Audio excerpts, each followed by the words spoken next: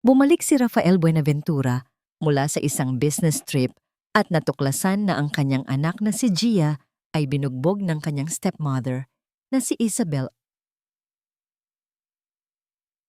Nang magplano si Isabel at ang kasabwat niyang si Dr. Alcaraz na iligaw at ipakulong si Gia sa isang psychiatric hospital upang itago ang kanilang mga kasalanan at agawin ang mga ari-arian ni Rafael, magagawa kaya niyang iligtas ang kanyang anak bago mahuli ang lahat? Sa tulong ng tapang ng kanilang kasambahay na si Nelia at ng pamilya abogado, makakamtan ba nila ang katarungan? Ang marangyang gate ng Forbes Park ay bumukas para sa makintab na itim na sasakyan ni Rafael Buenaventura. Pagod mula sa isang linggong biyahe sa ibang bansa, ngunit may ngiti sa kanyang mga labi. Sa wakas, uuwi na siya. Uuwi na siya sa kanyang pamilya, sa kanyang magandang asawa, at higit sa lahat, sa kanyang munting anghel, ang kanyang si Angela o Gia, gaya ng tawag nilang lahat sa kanya. Welcome home, Sir Rafael, bati ng gwardiya. Tumango lamang siya. Ang isip ay nasa munting prinsesa na naghihintay sa kanya. Ini-imagine na niya ang matatamis nitong nangiti at ang mahigpit na yakap na sasalubong sa kanya sa pinto. Iyon ang nag-iisang bagay na nagpapawi sa lahat ng pagod sa kanyang katawan. Ngunit pagpasok niya sa malawak na foyer ng mansyon, katahimikan ang sumalubong sa kanya. Isang malamig at nakakabinging katahimikan na wala ang nangiti sa kanyang labi.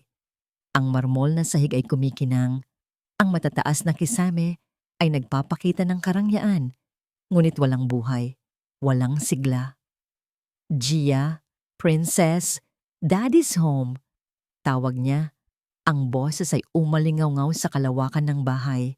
Walang sagot. Kinunutan niya ng noo. Kadalasan, sa tunog pa lang ng kanyang sasakyan ay tatakbo na ito palabas. Nasaan ang kanyang anak? Isabel? Tawag niya sa pangalan ng kanyang asawa. Yaya Nelia? Katahimikan pa rin. Isang kaba ang unti-unting gumapang sa kanyang dibdib. Mabilis ang mga hakbang niyang pumanhik sa ikalawang palapag. Diretso sa kwarto ni Gia. Ang pinto ay bahagyang nakaawang. Pagtulak niya rito, isang perpektong malinis na silid ang tumambad sa kanya. Masyadong perpekto. Ang mga laruan ay nasa ayos. Ang kama ay walang gusot. Walang bakas ng isang batang masiyahing naglalaro. Gia! Mas malakas niyang tawag. Sinimulan niyang buksan ng walk-in closet, ang banyo. Wala. Bumaba siya muli. Halos takbuhin na ang hagdanan. Isabel! Sigaw niya. Ang pag-aalala ay nagiging inis. Nasaan kayong lahat? Pumunta siya sa kusina, sa sala, sa library. Walang tao. Ang kaba sa kanyang dibdib ay nagiging tunay na takot. Nanunuyo ang kanyang lalamunan. Nasaan ang anak ko? Nasaan si Gia? Lumabas siya patungo sa malawak na hardin sa likod bahay. Ang playground set na ipinagawa niya para dito ay nakatayo roon. Walang gumagalaw na duyan. Walang batang nag-i-slide. Para itong isang abandonadong parke. Gia Buong lakas niyang sigaw. Ang boses ay may bahid na ng desperasyon. At doon, sa gitna ng kanyang pagkasindak, may narinig siya. Isang mahinang tunog. Halos hangin lang, isang hikbi.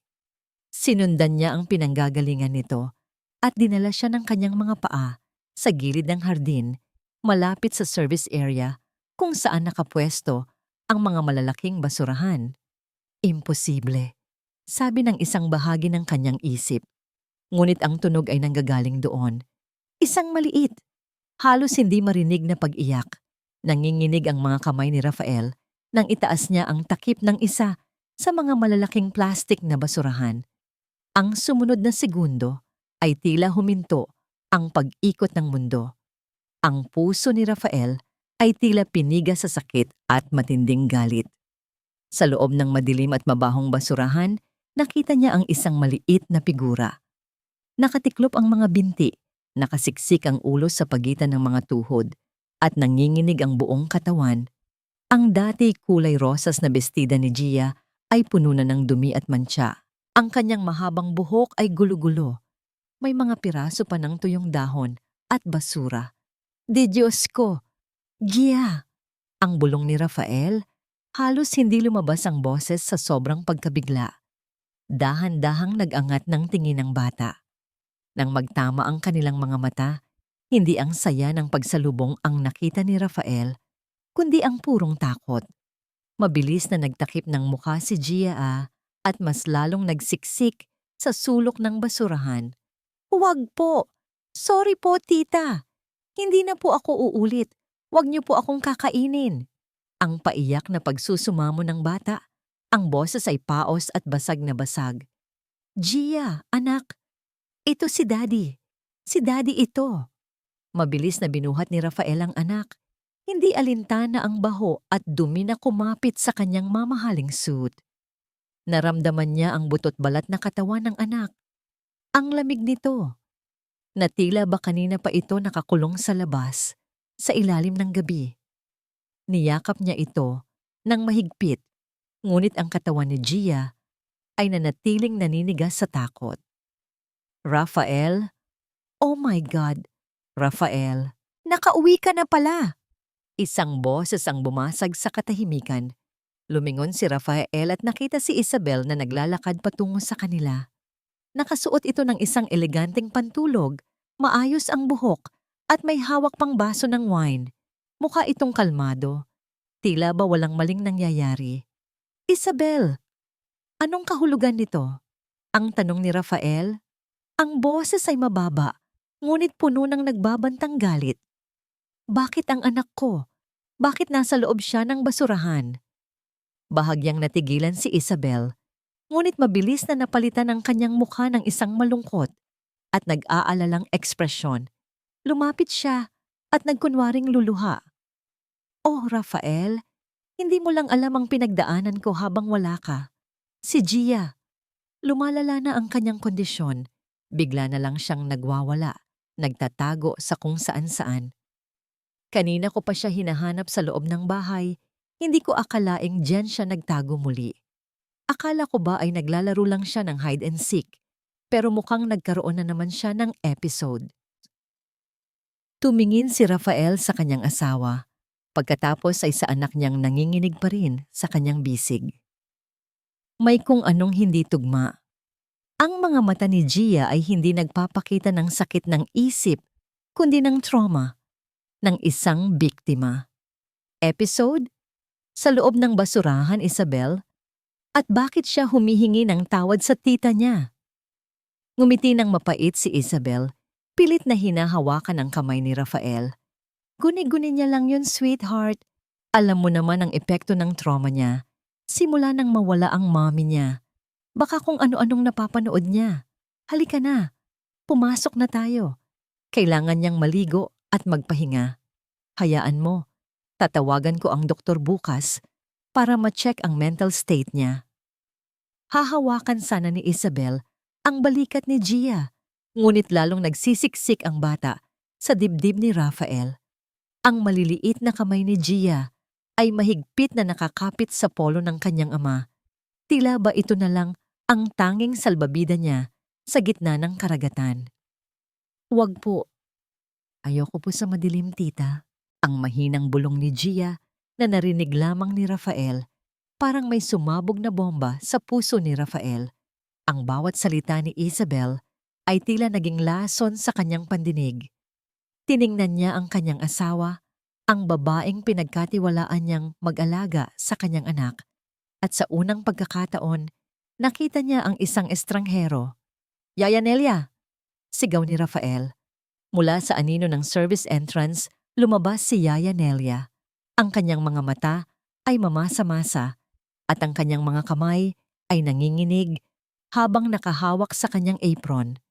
Hindi siya makatingin ng diretso kay Rafael, ngunit ang kanyang balikat ay nakayuko sa bigat ng isang lihim na matagal na niyang kinikimkim.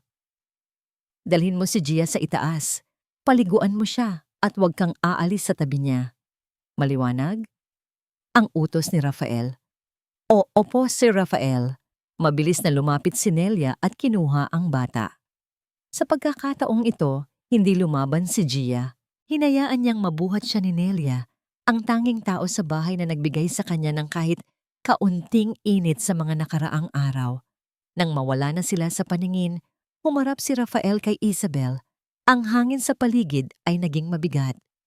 Isabel, sasabihin ko ito sa'yo ng isang beses lang, ang sabi ni Rafael. Ang bawat salita ay parang yelo sa lamig.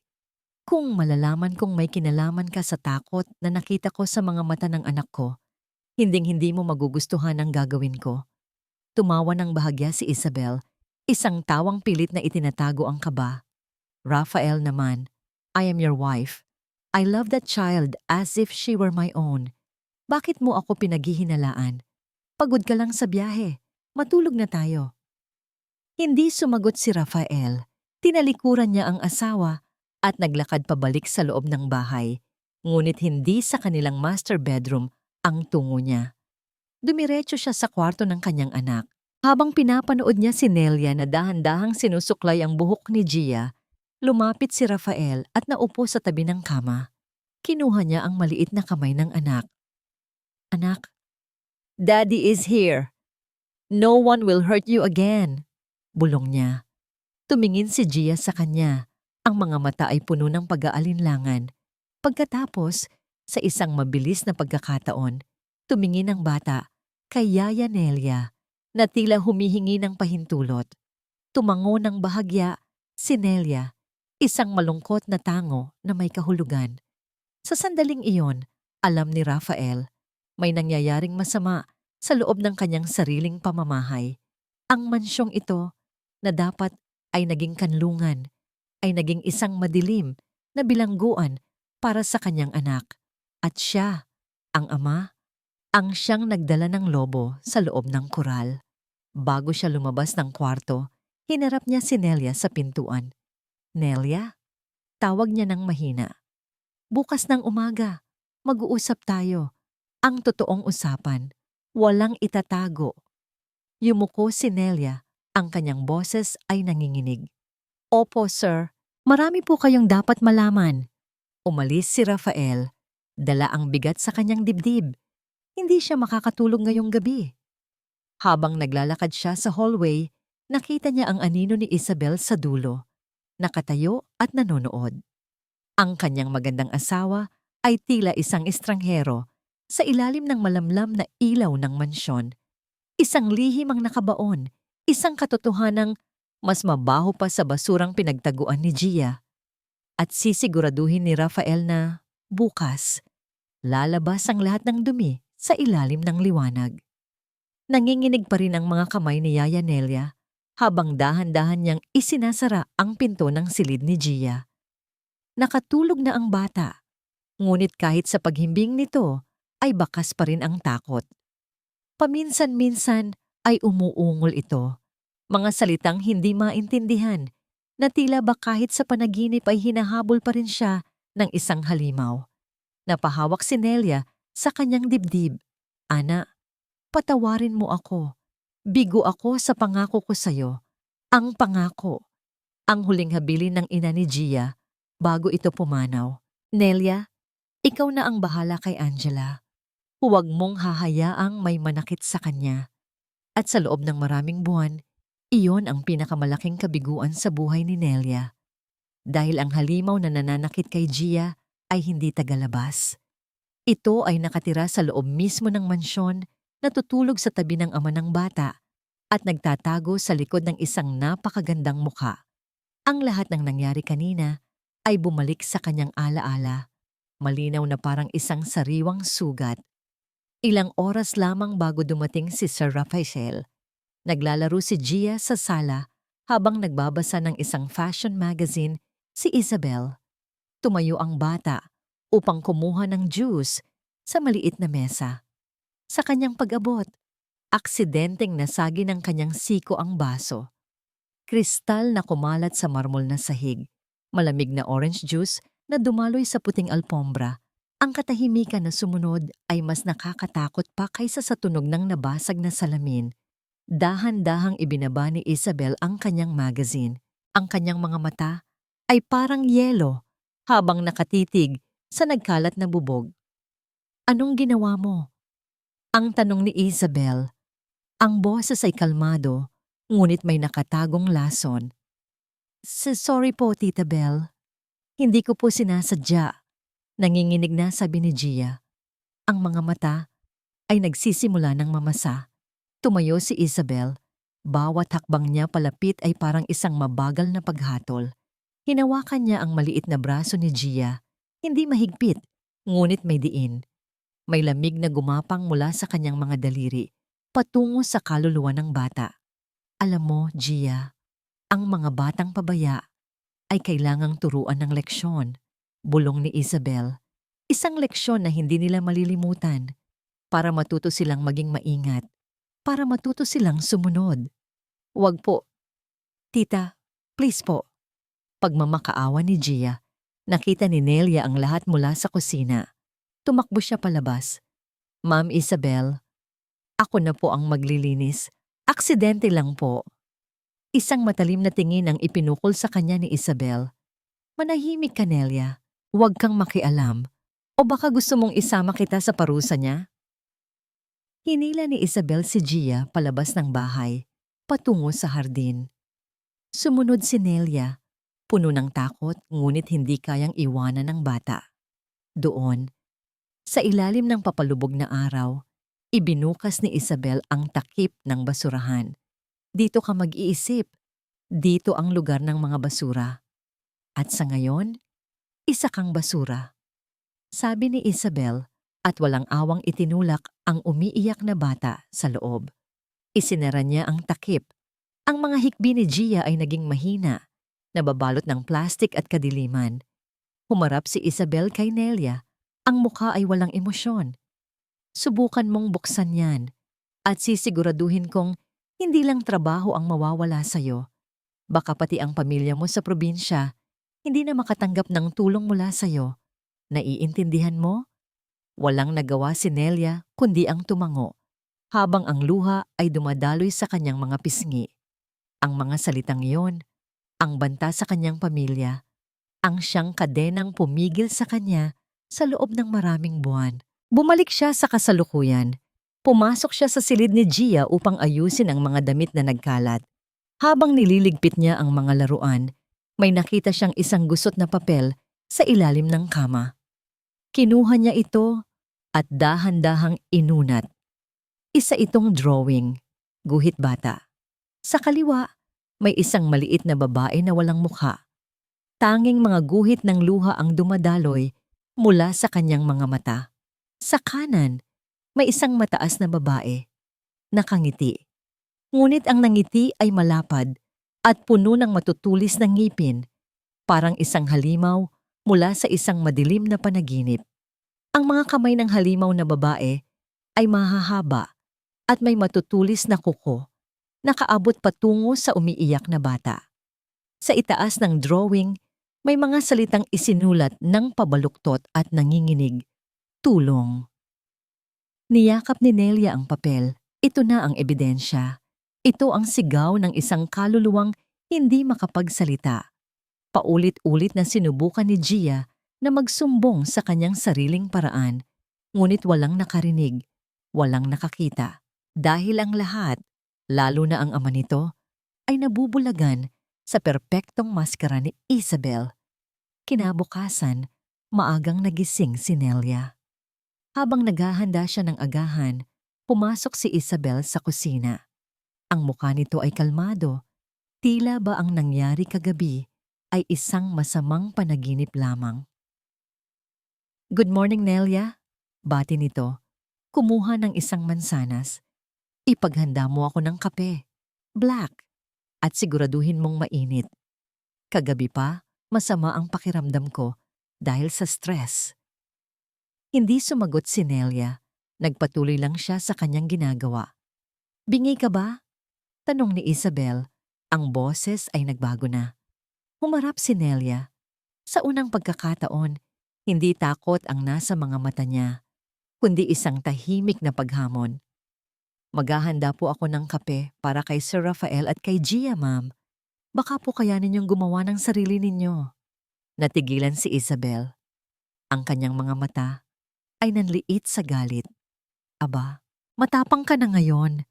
Dahil ba nakauwi na ang amo mo? Akala mo ba paniniwalaan ka niya? Wala po akong sinasabi, ma'am. Sagot ni Nelia, bumalik sa paghihiwa ng prutas. Makinig ka. Lumapit si Isabel. Ang boses ay isang mapanganib na bulong. Huwag na huwag mong susubukang sirain ako kay Rafael.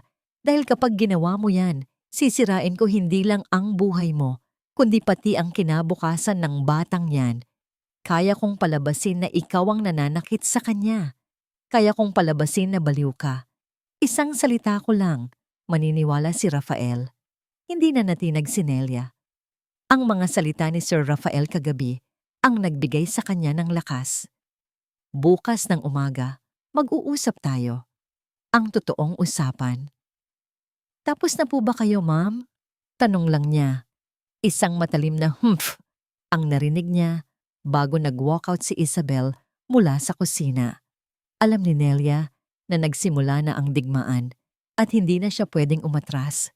Para kay Gia, para kay Ana. Maya-maya, bumaba na si Sir Rafael. Ang kanyang mukha ay seryoso at may maitim na bilog sa ilalim ng kanyang mga mata. Patunay na hindi rin siya nakatulog. Si Gia, tanong niya. Natutulog pa po, sir. Mabuti. Nelia, umupo ka. Naupo si Nelia sa tapat niya. Inilabas niya ang kanyang cellphone at may pinindot. Bago ka magsalita, sabi ni Rafael, gusto kong malaman mo na nagkamali ako. Nagkamali akong hindi makita kung ano ang nasa harapan ko. Pero ngayon, nakikita ko na at kailangan ko ang tulong mo. Sa sandaling iyon, ang lahat ng tapang na inipon ni Nelia ay gumuho at napalitan ng luha. Sir, patawarin niyo po ako. Dapat po noon ko pa sinabi sa inyo. Natakot po ako, sir. Shh! Hindi mo kasalanan, sabi ni Rafael. Ang boses ay puno ng pagsisisi. Ako ang may kasalanan. Ngayon, sabihin mo sa akin ang lahat. At nagsimulang magkwento si Nelia tungkol sa mga sigaw na naririnig niya kapag wala si Rafael. Tungkol sa mga pagkain na ipinagkakait kay Gia bilang parusa. Tungkol sa pagkulong sa bata sa madilim na bodega. Tungkol sa mga masasakit na salita na ibinabato ni Isabel sa bata. Sinasabing kasalanan nito kung bakit namatay ang ina niya. Bawat salita ni Nelia ay parang isang patalim na sumasaksak sa puso ni Rafael. Bakit niya ginagawa ito? Tanong ni Rafael. Ang boses ay basag. Hindi ko po alam ang lahat, sir. Pero naririnig ko po minsan sa telepono. Palagi niyang binabanggit ang pangalan ng pamilya niya. Ang mga Rosales. May galit po siya. Doon may naalala si Rafael. Rosales, ang kumpanyang natalo ng Buenaventura Corporation sa isang hostile takeover maraming taon na ang nakalipas. Ang CEO noon, nagpakamatay. Siya ang ama ni Isabel. Ngunit bago pa man niya maproseso ang lahat, tumunog ang telepono ni Nelia. Isang hindi rehistradong numero. Kinakabahan siyang tumingin kay Rafael. Sino yan? Hindi ko po alam, sir. Sagutin mo. I-loudspeaker mo. Sinunod ni Nelia ang utos. Hello? Nelia, si Attorney David po ito. Sabi ng isang boses ng matandang lalaki sa kabilang linya. Kamusta si Gia? Nalaman kong umuwi na si Rafael. Sino si Attorney David? Tanong ni Rafael.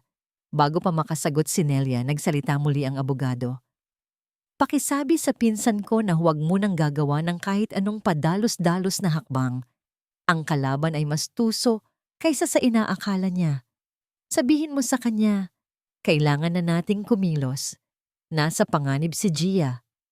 At pagkatapos, ay ibinaba na ang tawag. Tumingin si Rafael kay Nelia. Ang kanyang isip ay puno ng mga tanong.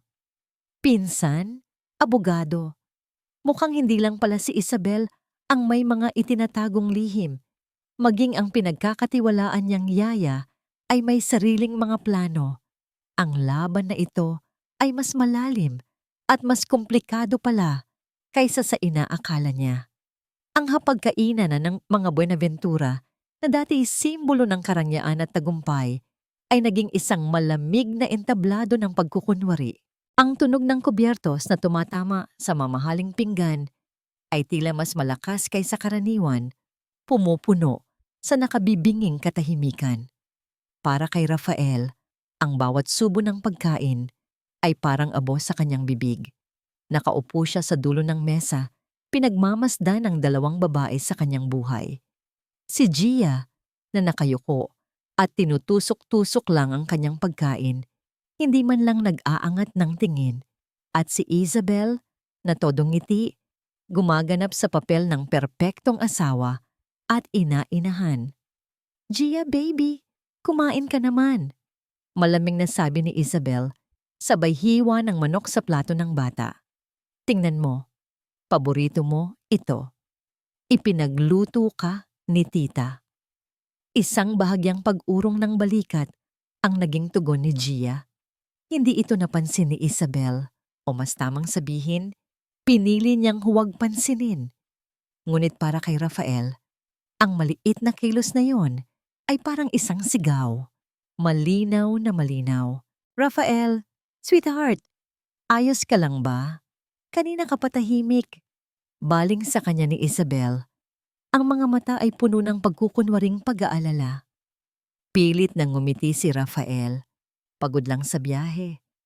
Isang kasinungalingan. Ang isip niya ay lumilipad. Pinagsasama-sama ang mga piraso ng palaisipan. Ang basurahan, ang takot sa mga mata ni Gia, ang kwento ni Nelia, ang misteryosong tawag mula sa isang abogado. Ang babaeng nasa harapan niya, ang asawa niya, ay isang ahas na nakabalat kayo. At kailangan niyang mag-ingat sa bawat galaw niya. Hindi pa ito ang oras para ipakita ang kanyang mga baraha. Pagkatapos ng hapunan na tila walang katapusan, pumanhik si Gia sa kanyang silid.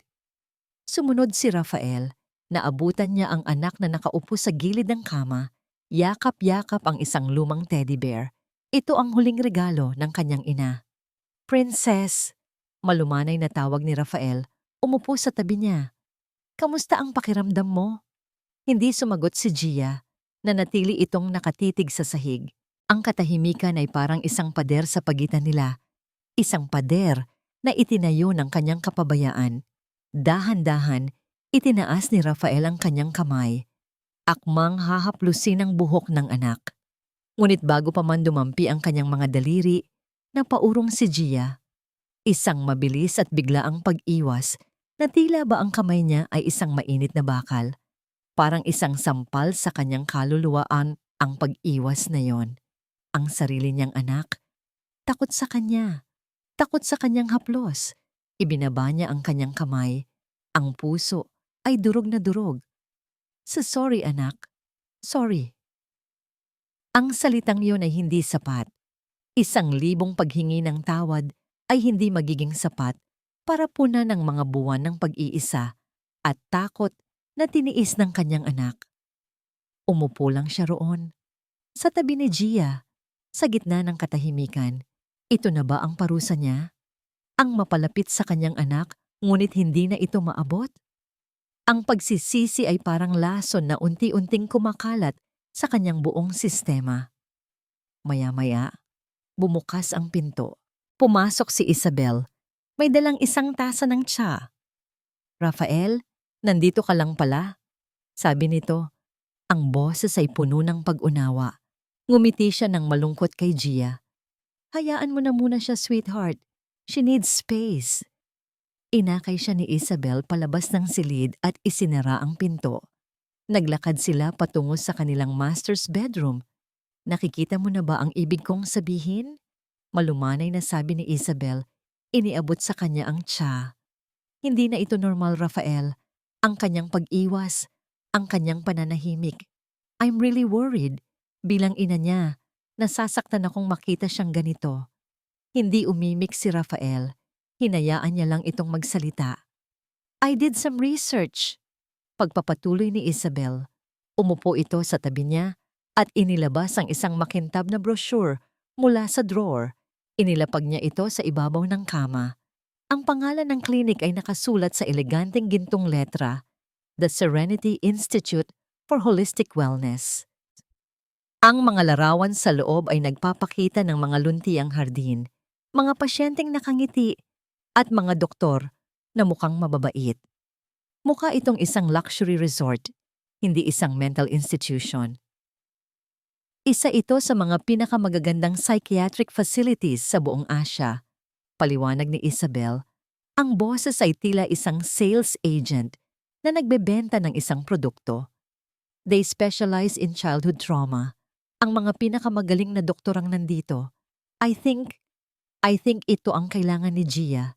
Isang lugar kung saan matutulungan siya ng mga profesional. Para sa ikabubuti niya, Rafael, para sa future niya. Tinitigan ni Rafael ang brochure. Ang bawat ngiti sa larawan ay parang isang pangiinsulto. Ito ang plano. Ito ang endgame ni Isabel. Ang itapon ang kanyang anak sa isang magandang kulungan. Lagyan ito ng etiketang sira ulo. At pagkatapos ay ang kininang lahat. Ang tuso ng plano ay nakakakilabot.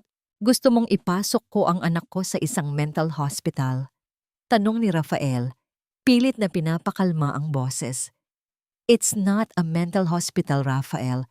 It's a wellness institute. Pagtatama ni Isabel. At hindi ipasok. It's to help her. To heal her. Ayaw mo bang gumaling ang anak mo? Ayaw mo bang makita siyang tumumatawa ulit? Ang bawat salita niya ay isang patibong. Isang matamis na lason na idinisenyo para sa isang nag-aalalang ama. Kung hindi lang niya narinig ang kwento ni Nelia, marahil ay maniniwala siya. Marahil ay mahuhulog siya sa bitag. Nagkunwari siyang nag-iisip, tinitimbang ang mga bagay-bagay. Hindi ko alam, Isabel. Masyadong mabilis. Bigyan mo ako ng panahon. Wala na tayong panahon, Rafael.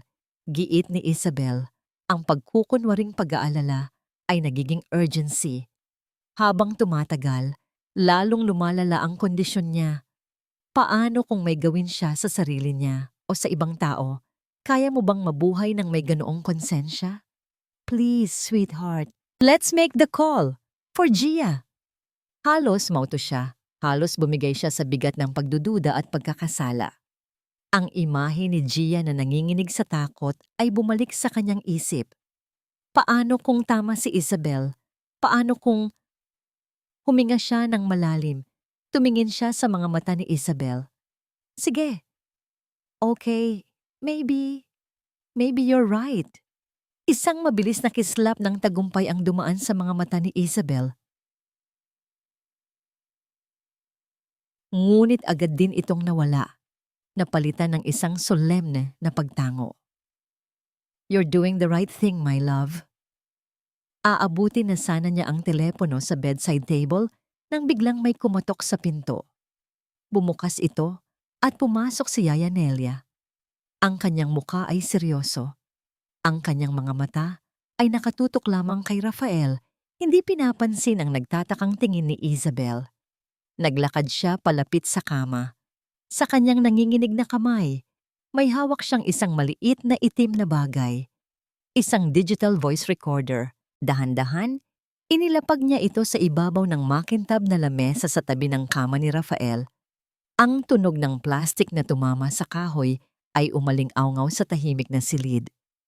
Sir Rafael, sabi ni Yaya Nelia, ang kanyang boses ay matatag at malinaw.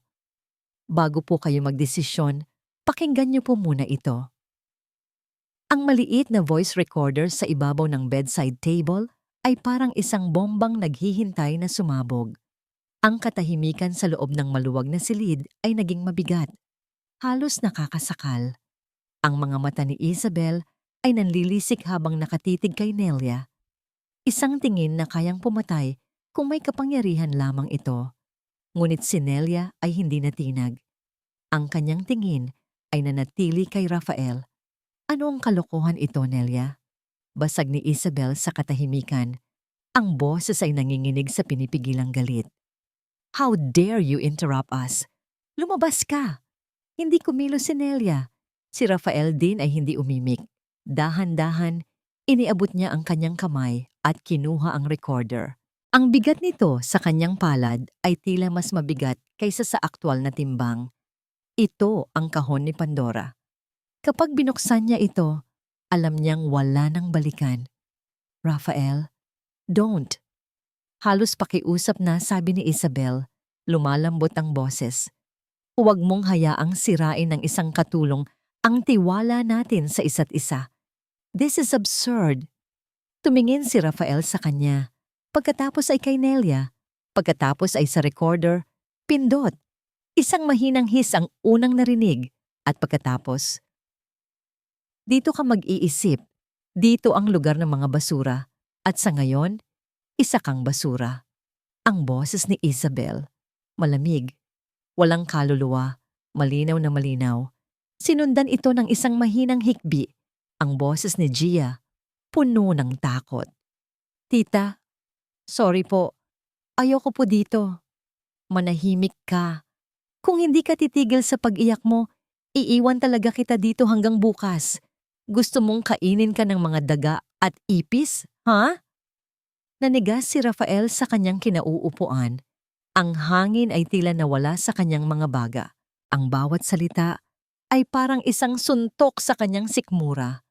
Ang bawat hikbi ng kanyang anak ay 1,000 karayom na tumutusok sa kanyang puso. Pinatay niya ang recorder. Ang katahimikan na bumalik ay mas masahol pa. Para siyang nabibingi. Tumingin siya kay Isabel. Ang mukha ng kanyang asawa ay namumutla.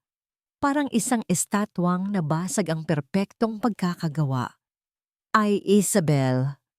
Ang pangalan niya ay halos hindi lumabas sa kanyang lalamunan. Anong ibig sabihin nito? That's fake! Edited yan. Mabilis na sagot ni Isabel. Ang kanyang mga mata ay ligaw. Tumayo siya at dinuro si Nelia. Gawa-gawa niya yan. May galit siya sa akin simula pa lang. Gusto niyang sirain ang pamilya natin, Rafael. Maniwala ka sa akin. Nag-umpisa siyang umiyak. Mga luhang perpektong bumabagsak sa kanyang mga pisngi. Isang pag-arte na karapat-dapat sa isang parangal. Minahal ko si Gia, Rafael. Alam mo yan. Bakit? Bakit mas paniniwalaan mo ang isang katulong kaysa sa asawa mo? Sa ibang pagkakataon, marahil ay maniniwala siya. Sa ibang pagkakataon, marahil ay kakainin niya ang bawat kasinungalingan. Ngunit narinig na niya ang katotohanan. Ang hubad na katotohanan. Tumayo si Rafael. Ang kanyang katawan ay nanginginig sa galit. Isang uri ng galit na hindi pa niya nararamdaman sa buong buhay niya. Isang primal na galit ng isang amang na lamang sinaktan ang kanyang anak. Lumabas ka, sabi niya. Ang boses ay mababa at kontrolado. Ngunit may panganib na nakatago sa ilalim nito. Rafael, what? Sinabi kong lumabas ka. Ang sigaw niya. Ang boses ay umalingaw-ngaw sa buong silid. Ginigiba ang lahat ng pagkukunwari. Get out of my sight! Natigilan si Isabel sa takot. Hindi pa niya nakikitang ganito si Rafael. Ang kalmadong negosyante ay nawala. Napalitan ng isang nasugatang hayop na handang pumatay. Walang imik, dali-dali siyang lumabas ng silid. Isinara ang pinto sa likuran niya. Naiwan silang dalawa ni Nelia. Ang bigat sa silid ay bahagyang gumaan. Humarap si Rafael sa matandang kasambahay. Ang galit sa kanyang muka ay napalitan ng isang malalim na sakit at pagsisisi.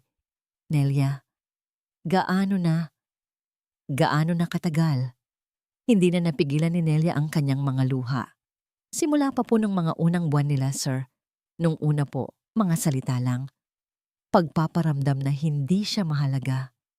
Pero, lumala po. Lalo na po kapag wala kayo. Naupo si Rafael sa gilid ng kama. Ang kanyang ulo ay nasa kanyang mga palad. Ang bawat salaysay ni Nelia ay isang karagdagang pasanin sa kanyang balikat. Pakiramdam niya ay guguho siya Sa bigat ng katotohanan, sinubukan ko pong magsumbong, pero binantaan niya po ako, sir. Humihikbing sabi ni Nelia. Ang pamilya ko po sa probinsya. Natakot po ako. Patawarin niyo po ako, Sir Rafael. Napabayaan ko po si Gia. Umiling si Rafael. Hindi, Nelia. Ako. Ako ang nagpabaya. Ako ang bulag. Ako ang bingi. Itinaas niya ang kanyang tingin. Ang kanyang mga mata ay pula at puno ng determinasyon. Hindi na ngayon. Simula ngayon, magbabago ang lahat. Tumingin siya kay Nelia. Lahat. Sabihin mo sa akin ang lahat ng alam mo. Bawat detalye. At nagsimulang ikwento ni Nelia ang lahat. Ang bawat lihim na pag-iyak ni Gia. Ang bawat parusa. Ang bawat pagbabanta ni Isabel.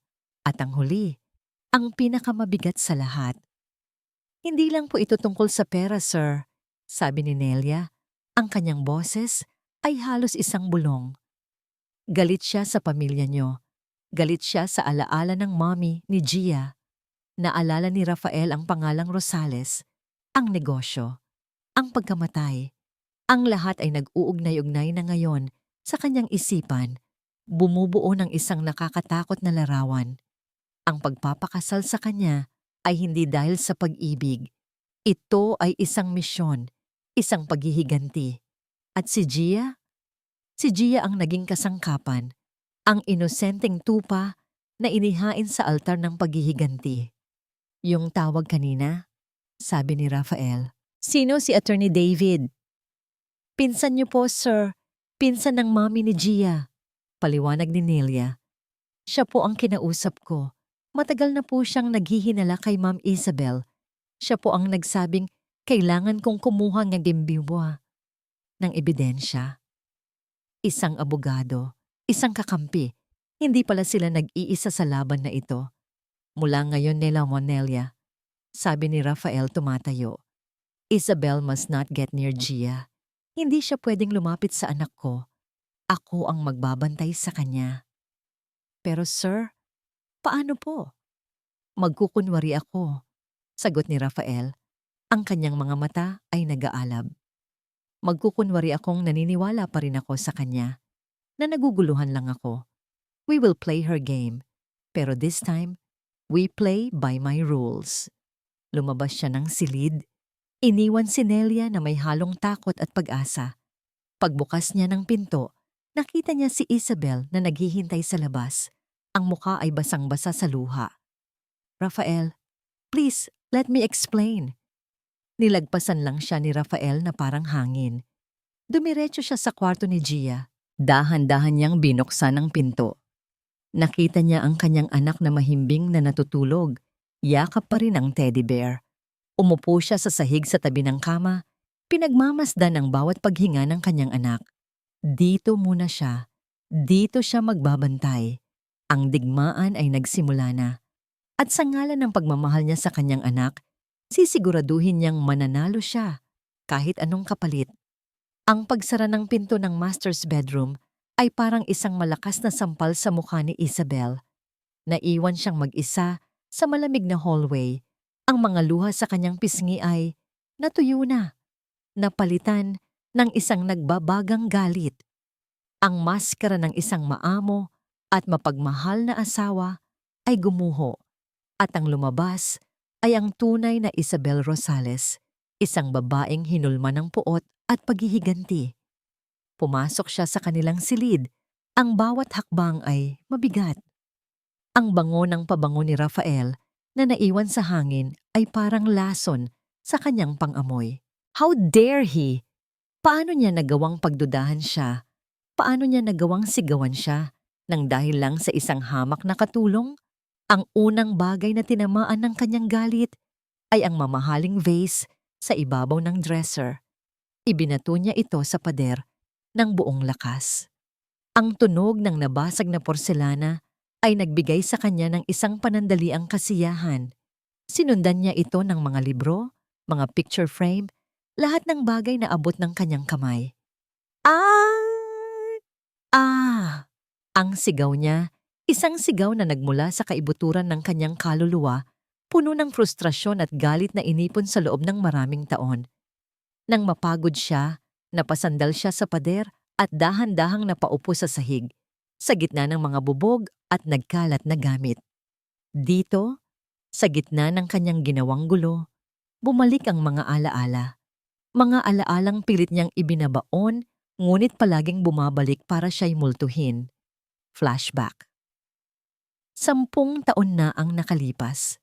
Ang kanilang bahay, na dati puno ng tawanan at pangarap, ay naging tahimik at madilim. Nakita niya ang kanyang ama, si Don Alberto Rosales, na nakaupo sa kanyang silya sa library, napapaligiran ng mga papeles ng pagkalugi. Ang dating matikas at respetadong negosyante ay naging anino na lamang ng kanyang sarili. Ang kanyang mga mata ay walang buhay. Ang kanyang mga balikat ay nakayuko sa bigat ng kabiguan. Buenaventura. Ang pangalang iyon ay binigkas ng kanyang ama na parang isang sumpa. Kinain niya tayo ng buo, Isabel. Parang isang pating na sinakmal ang lahat ng pinaghirapan natin. Sinubukan niyang maging matatag para sa ama. Lalaban po tayo, Papa. Babangon po tayo. Ngumiti lang ang kanyang ama. Isang mapait at malungkot na ngiti. Wala nang babangunan, anak. Tapos na ang laban. Kinabukasan, natagpuan nila ang kanyang ama sa loob ng library. Isang bote ng tableta ang walang laman sa tabi niya. Isang sulat ang nagsasabing, "Patawad." Sa burol, nakita ni Isabel ang balita sa dyaryo. Buenaventura Corporation seals hostile takeover of Rosales Industries. Sa tabi ng artikulo, may isang larawan. Isang batang Rafael Buenaventura, nakangiti, matagumpay, ang bagong hari ng industriya. Sa sandaling iyon, sa harap ng kabaong ng kanyang ama, isinumpa ni Isabel. Isinumpa niyang babawiin niya ang lahat, higit pa sa ibinagsak sa kanila. Sisirain niya si Rafael Buenaventura, sisirain niya ang lahat ng mahalaga rito, tulad ng pagsira nito sa kanyang pamilya. At ang pinakamahalaga kay Rafael Buenaventura ay hindi ang kanyang pera, kundi ang alaala ng kanyang unang asawa, si Ana, at ang anak nilang si Angela. Bumalik siya sa kasalukuyan. Ang galit ay muling nag-alab sa kanyang dibdib. Hindi siya papayag na masira ang plano niya dahil lang sa isang matandang katulong. Masyado na siyang malayo para sumuko. Kinuha niya ang kanyang cellphone mula sa sahig at mabilis na tinawagan ng isang numero. "Alcaraz," sagot ng isang baritonong boses sa kabilang linya. "Ismael, it's me," sabi ni Isabel. Ang boses ay naging kalmado at malamig. "May problema," nalaman na ni Rafael. O mas tamang sabihin, may ipinarinig sa kanya ang matandang bruhang si Nelia. Anong nalaman niya? Tanong ni Dr. Ismael Alcaraz ang kanyang kasabwat. Isang recording, maliit na bagay, pero sapat na para magtanim ng pagdududa. Kailangan nating bilisan ang plano. Masyadong delikado, Isabel. Kung magkakamali tayo, wala nang mas delikado pa kaysa sa sitwasyon ngayon. Putol ni Isabel. Kailangan kong maipakita kay Rafael na hindi lang unstable si Gia, kundi mapanganib. Kailangan kong itulak siya sa isang desisyon na hindi na niya mababawi. Narinig niya ang pagbuntong hininga ng doktor sa kabilang linya. Si Dr. Alcaraz ay may sarili ring galit sa mga Buenaventura. Ang kanyang ama ay isa sa mga board members na tinanggal ni Rafael nang walang awa matapos ang takeover. Sila ay magkatuwang sa paghihiganting ito. "Anong nasa isip mo?" tanong ng doktor. Naglakad si Isabel patungo sa bintana, nakatanaw sa madilim na hardin. Sa kabilang dulo ng mansyon, nakikita niya ang bahagyang liwanag mula sa bintana ng silid ni Gia. Nandoon si Rafael, nagbabantay. Isang masamang nangiti ang gumuhit sa kanyang mga labi. "May ideya ako," sabi ni Isabel. Ang boses ay parang isang ahas na bumubulong. Isang aksidente na magpapatunay na hindi lang unstable si Gia, kundi mapanganib. Isang aksidente na si Rafael mismo ang makakasaksi para wala na siyang pagpipilian kundi ang ilayo ang sarili niyang halimaw na anak. Tumingin siya sa salamin na nabasag. Nakita niya ang kanyang refleksyon, isang babaeng may determinasyon sa mga mata. Pagkatapos, tumingin siya sa isang larawan sa tabi nito na hindi niya nagawang ibato. Ang larawan ni Ana Buenaventura, ang unang asawa ni Rafael. Ang santa-santitang babae na kahit patay na, ay anino pa ring hinahabol siya. Sisirain ko ang lahat ng itinayo mo, Ana. Bulong niya sa larawan. Magsisimula ako sa pinakamamahal mong anak. Binaba niya ang tawag. Panahon na para magplano. Panahon na para sa huling akto. Ang aksidente ay kailangang maging perpekto, walang bahid ng pagkakamali. At sa pagkakataong ito, sisiguraduhin niyang wala nang makakapigil sa kanya. Kinabukasan, ang almusal ay mas tahimik pa kaysa sa nauna. Si Isabel ay hindi kumikibo. Isang reyna ng yelo na naghihintay ng paghingi ng tawad. Si Gia ay dinalhan ni Nelia ng pagkain sa kanyang silid sa utos ni Rafael. Alam ni Rafael na ito na ang simula. Kailangan niyang lunukin ang kanyang pride. Kailangan niyang isuot ang maskara tulad ng ginagawa ni Isabel sa loob ng maraming buwan. Pagkatapos ng almusal, sinundan niya si Isabel sa kanilang silid. Nakaupo ito sa harap ng vanity mirror, nag-aayos ng sarili, ngunit ang bawat kilos ay matigas at puno ng hinanakit. Isabel! Simula ni Rafael, ang boses ay pilit niyang pinakalma. Hindi ito lumingon. Lumapit siya. Look, about last night. I'm sorry. Bawat salita ay parang laso na lumalabas sa bibig ko. Ngunit kailangan kong lunukin ang sarili kong pride, isip niya. Pagod ako sa biyahe, stressed, at nagulat lang ako sa narinig ko. I overreacted. Dahan-dahang humarap si Isabel, ang mga mata ay nagtatanong. So you're saying, hindi ka naniniwala sa kanya? Umiling si Rafael, umiiwas ng tingin na parang isang totoong nagkasala. Hindi ko alam kung ano ang paniniwalaan ko. Naguguluhan ako. Pero tama ka. Asawa kita. Dapat sa'yo ako unang naniwala. Patawarin mo ako. Isang mahabang katahimikan ang namagitan sa kanila. Tinitimbang siya ni Isabel. Sinusuri kung may bahid ng kasinungalingan sa kanyang mga salita. Sa wakas, isang maliit na ngiti ang sumilay sa mga labi nito. Isang ngiti ng tagumpay. It's okay, sweetheart, sabi nito.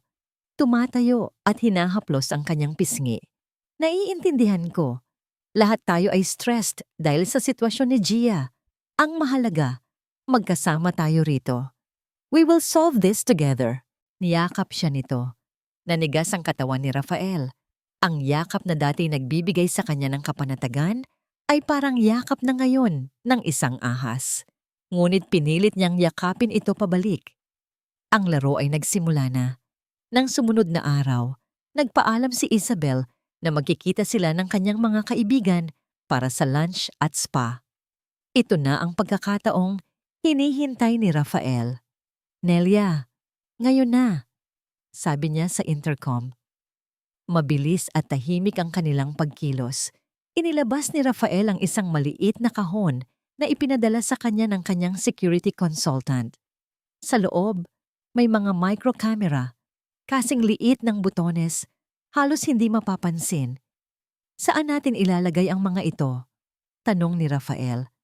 Alam ko po, sir, sagot ni Nelia. Ang kanyang kaalaman sa bawat sulok ng bahay ay ang kanilang pinakamalaking bentahe.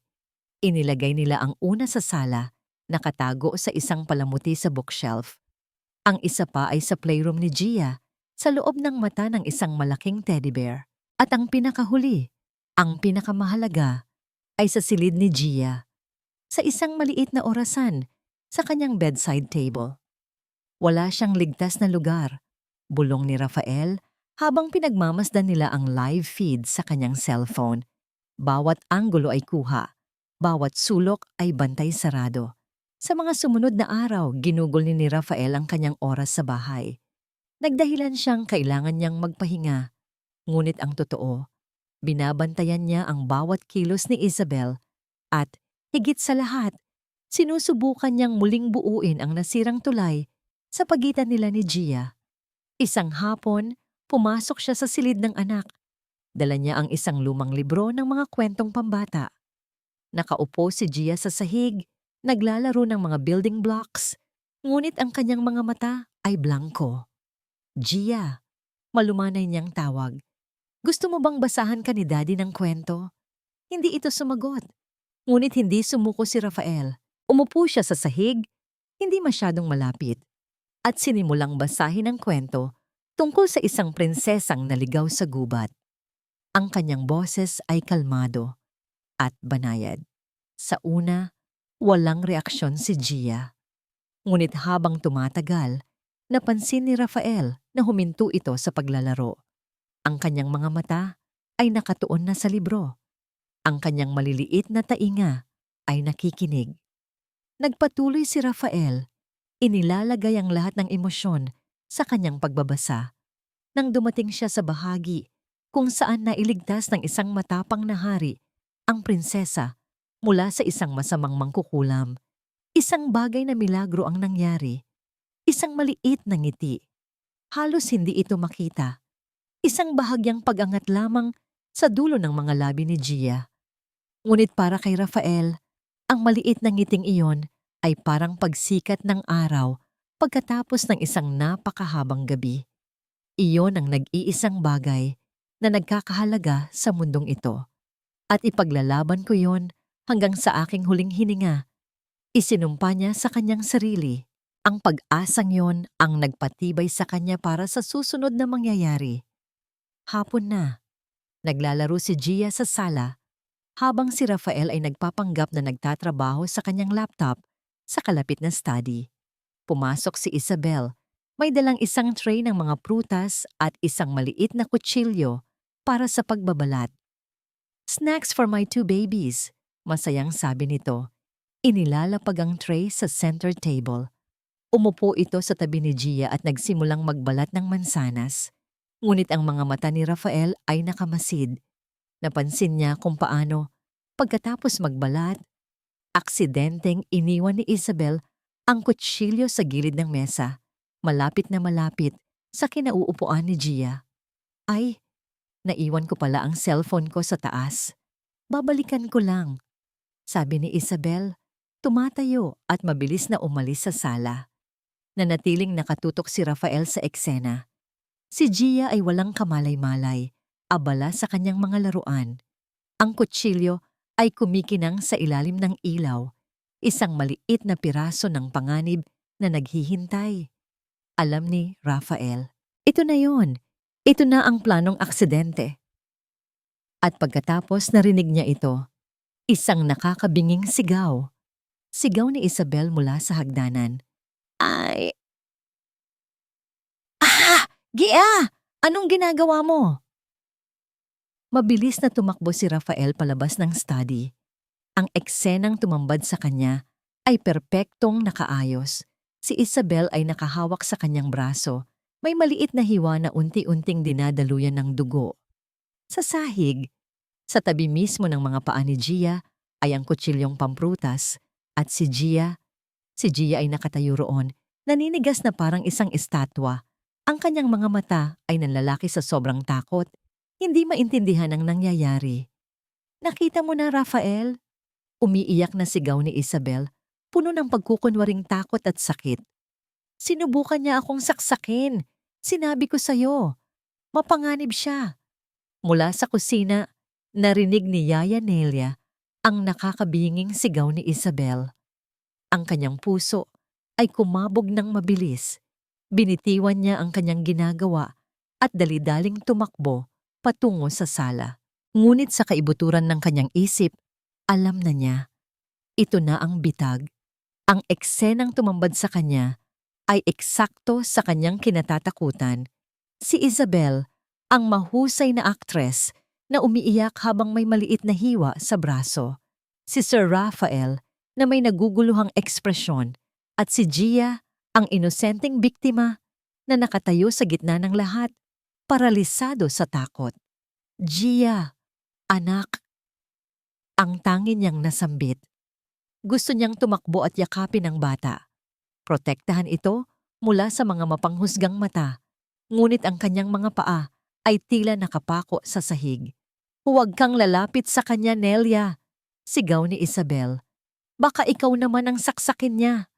Ang mga salitang iyon ay parang lason na tumama sa puso ni Nelia.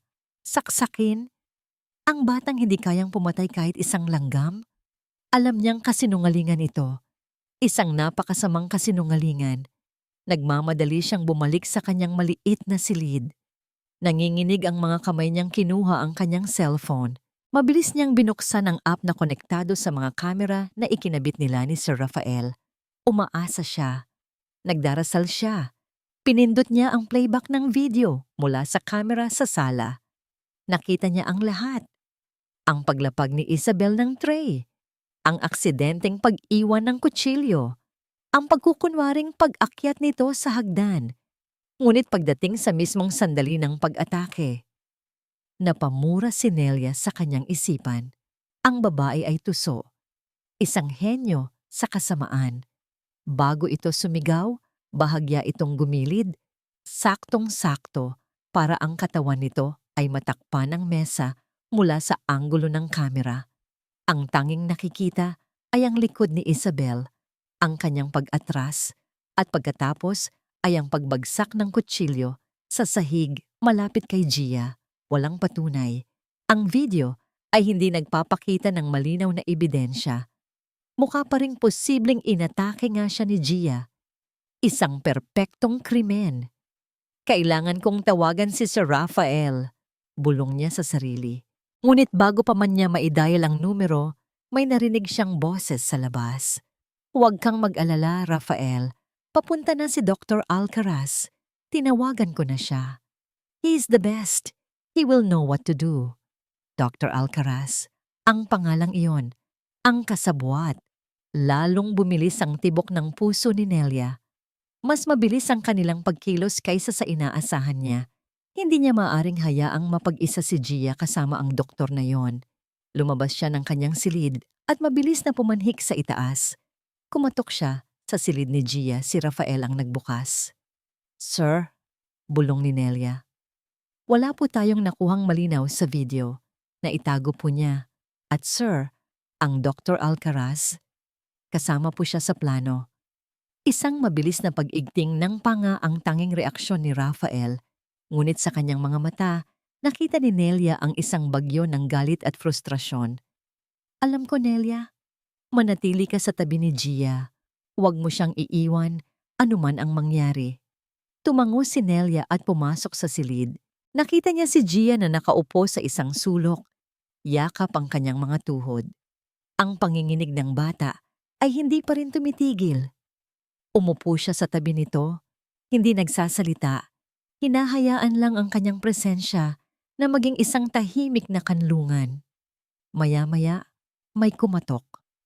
Pumasok si Rafael at kasunod niya ay isang matangkad na lalaki na nakasuot ng mamahaling suit.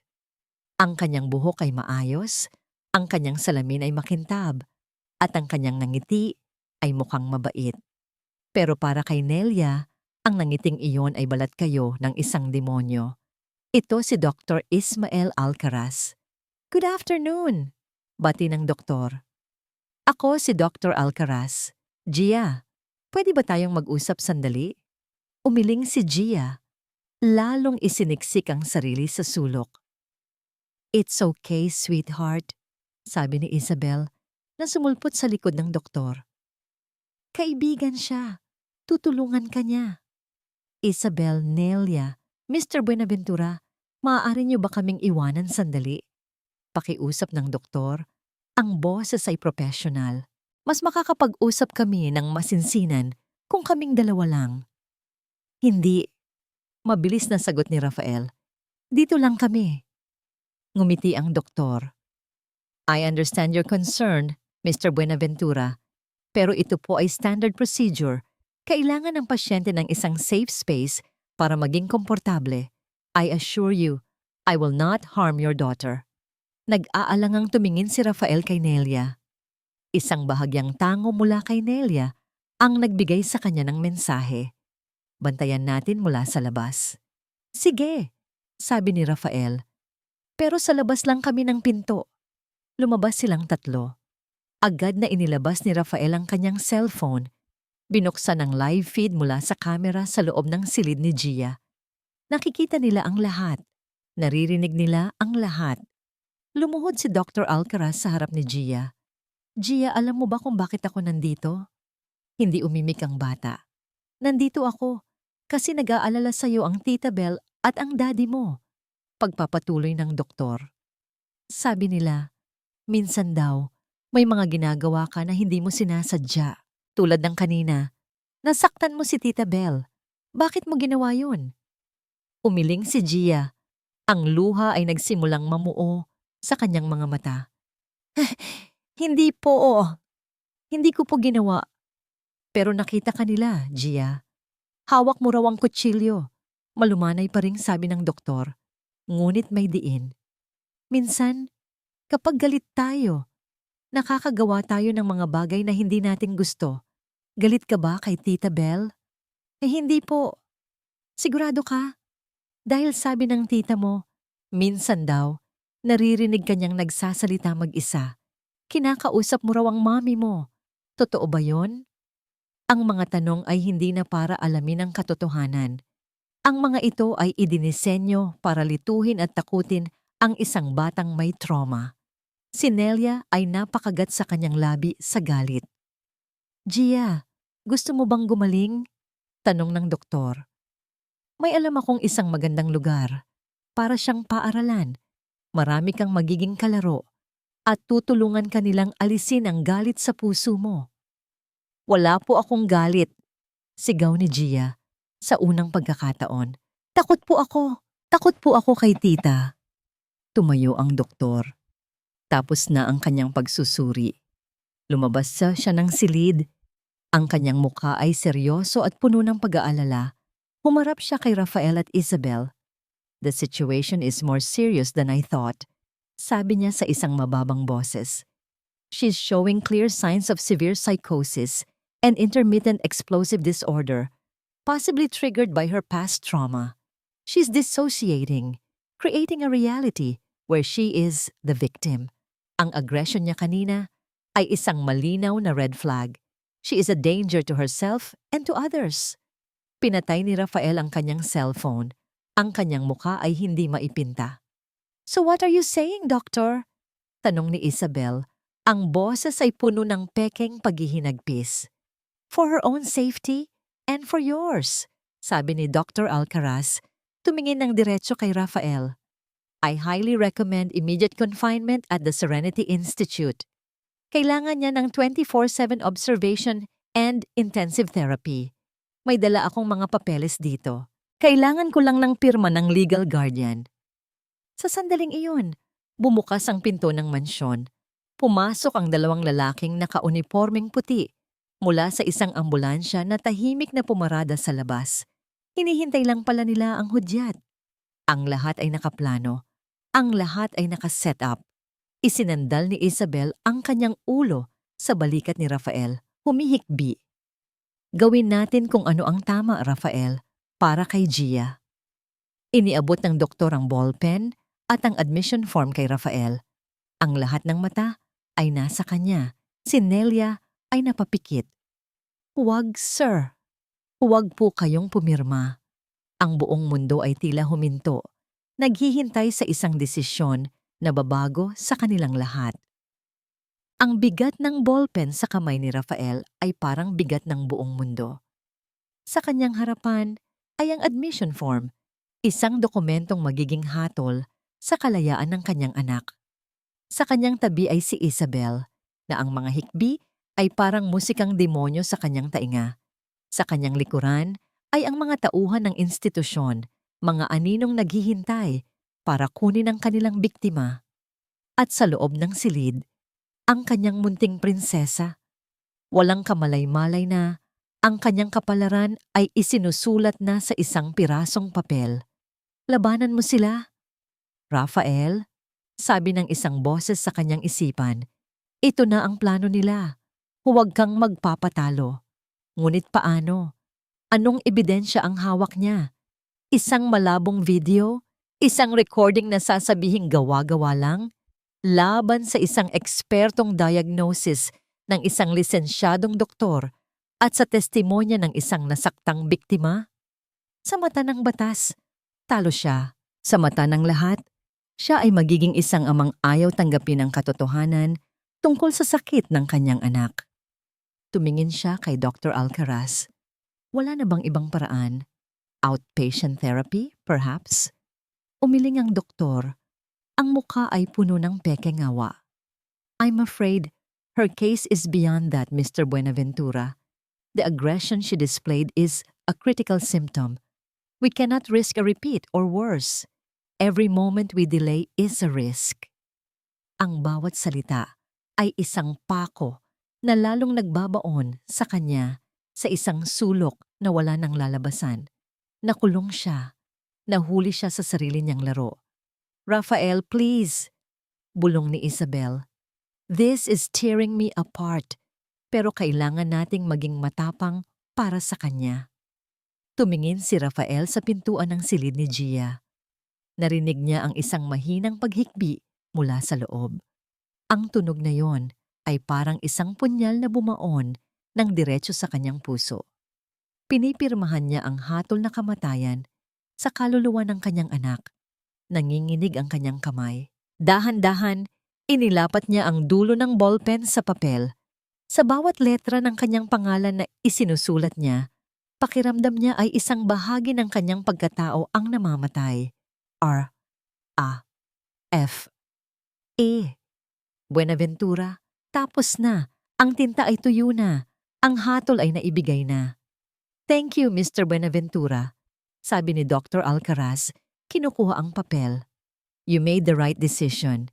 Nagbigay siya ng hudyat sa 2 tauhan. Tumango ang mga ito at naglakad patungo sa silid ni Gia. Sandali! Pigil ni Rafael. Ako ang magsasabi sa kanya. Pumasok siya sa silid. Si Gia at Nelia ay magkayakap sa isang sulok. Nang makita siya ni Gia, ang takot sa mga mata nito ay napalitan ng isang kislap ng pag-asa. Daddy? Lumuhod si Rafael sa harap ng kanyang anak. Paano niya sasabihin ito? Paano mo sasabihin sa iyong anghel na ipapadala mo siya sa impyerno? Anak, nagsimula siya. Ang boses ay basag. Kailangan mong sumama sa kanila. Sandali. Para matulungan kanila. Ang pag-asa sa mga mata ni Gia ay dahan-dahang namatay, napalitan ng pagkalito at pagkatapos ng isang malalim na sakit. Isang sakit ng pagkakanulo. Di, Daddy. Ayoko po. Umiling ito. Ang luha ay nagsimulang dumaloy. Dito lang po ako sa inyo. Please, Daddy. Behave na po ako. Hinawakan niya ang mga kamay nito. Anak, makinig ka. Babalik ka rin. Pangako. Daddy will fix this, pangako. Ngunit huli na ang lahat. Pumasok na ang 2 nakaputi. Dahan-dahan ngunit tiyak ang kanilang pagkilos. Gia, halika na, sabi ng isa sa kanila. Huwag po, ayoko. Daddy? Nelia. Nagsimula nang magpumigla si Gia, ang kanyang maliliit na kamay ay kumakapit sa braso ni Rafael. Sir, kami na po ang bahala, sabi ng isa pang lalaki, pilit na inaalis ang pagkakakapit ni Gia. Ang eksena ay naging isang bangungot na nagkakatotoo. Ang sigaw ni Gia ay hindi malakas. Ito ay isang sigaw na walang boses, isang tahimik na pagsusumamo habang kinakaladkad siya palabas ng kanyang sariling silid. Ang kanyang mga mata ay hindi bumibitaw sa pagtingin kay Rafael. Isang tingin na puno ng tanong. Bakit, Daddy? Bakit mo hinayaang mangyari ito? Si Nelia ay napahagulgol sa isang tabi. Walang magawa. Sinundan sila ni Rafael palabas. Nakita niya si Gia na ipinapasok sa ambulansya. Bago isara ang pinto, huling sulyap. Ang mukha ng kanyang anak, basang-basa sa luha, ay ang huling imaheng nakita niya. Isinara ang pinto. Umandar ang ambulansya, dahan-dahan sa una, pagkatapos ay bumilis, tinahak ang daan papalayo sa mansyon, papalayo sa kanya. Dala nito ang kanyang puso, ang kanyang kaluluwa, ang lahat sa kanya. Naiwan siyang nakatayo sa driveway, nakatingin sa daan, kung saan nawala ang ambulansya. Talo siya. Talo na siya sa laban. Ang lahat ng kanyang plano, ang kanyang tapang, ay nawalang parang bula. Nabigo niyang protektahan ang kanyang anak, ang pinakamahalagang tao sa kanyang buhay. Rafael, sweetheart, naramdaman niya ang kamay ni Isabel sa kanyang likod. Tapos na. Ginawa natin ang tama. Halika na sa loob. You need to rest. Ang boses nito, na dati musika sa kanya, ay isa na ngayong nakasusuklam na ingay. Ang haplos nito, na dati nagbibigay aliw, ay parang haplos na ngayon ng kamatayan. Hindi siya lumingon, hindi siya nagsalita. Naglakad siya pabalik sa loob ng bahay, ngunit ang bawat hakbang ay parang 1 milya ang layo. Ang mansyon, na dati isang tahanan, ay isa na ngayong malawak at walang lamang libingan. Pumanhik siya sa itaas, diretso sa silid ni Gia.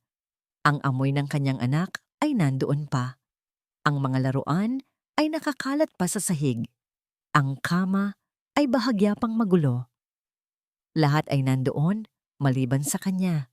Umupo siya sa sahig, sa parehong lugar kung saan niya binasahan ng kwento ang anak kanina lang.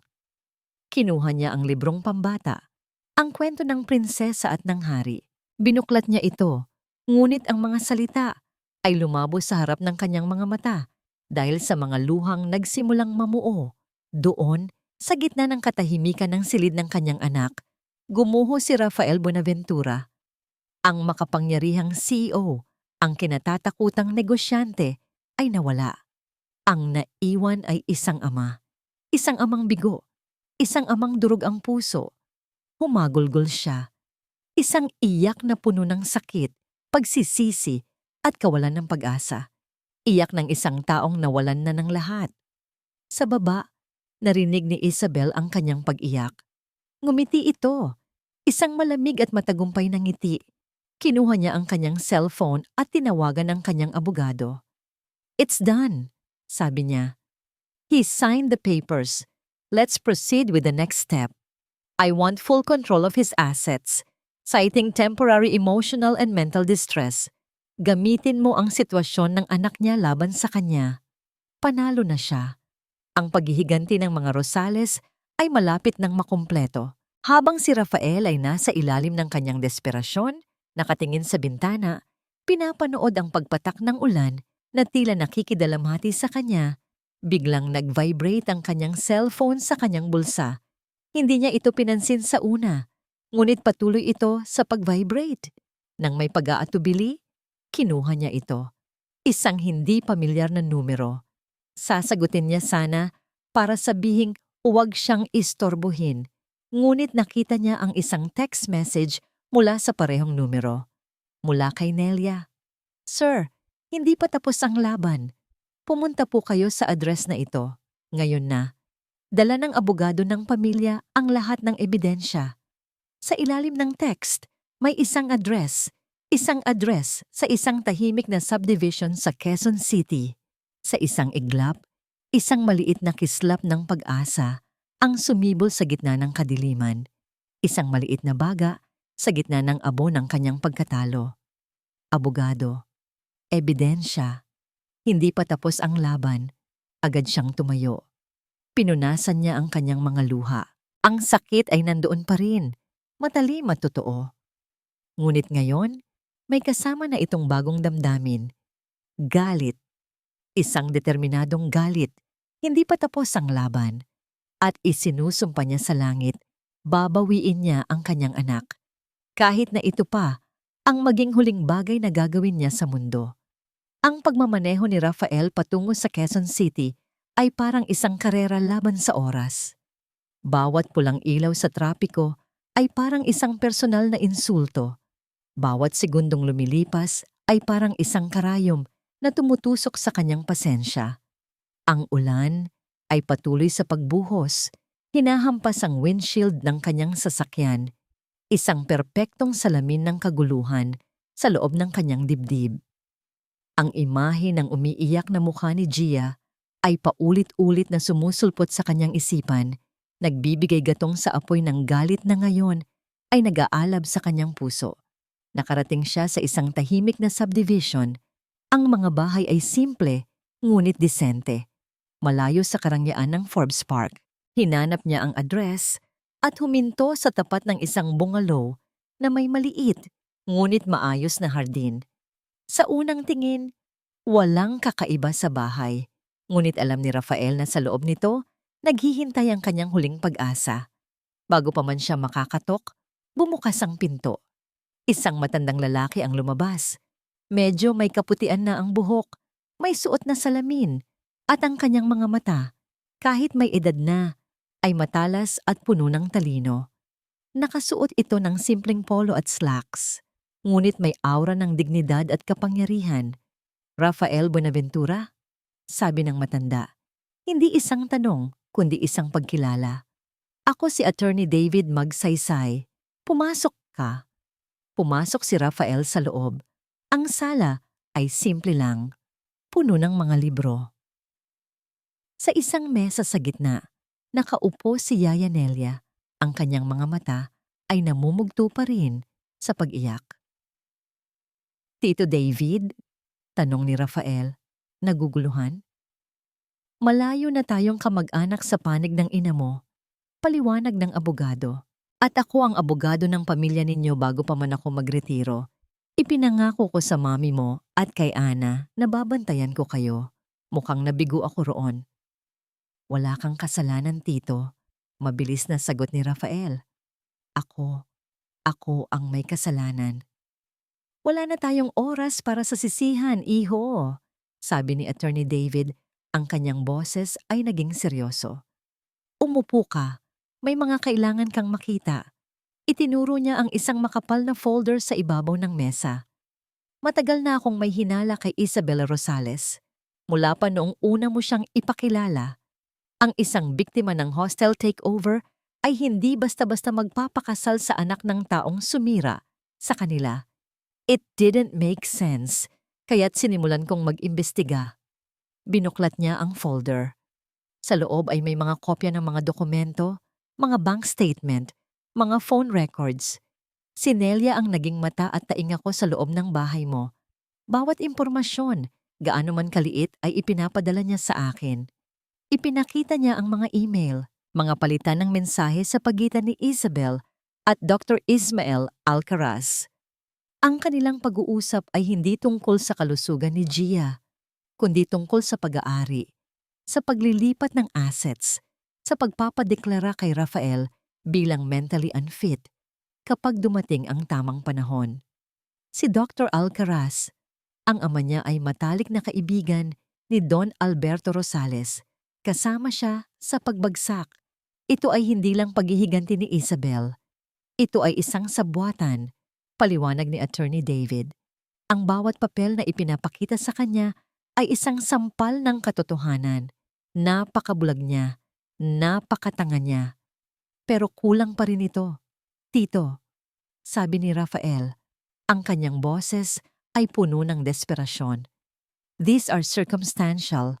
Ang kailangan natin ay isang matibay na ebidensya na magpapatunay na sinaktan niya si Gia. Doon, tumayo si Yaya Nelia.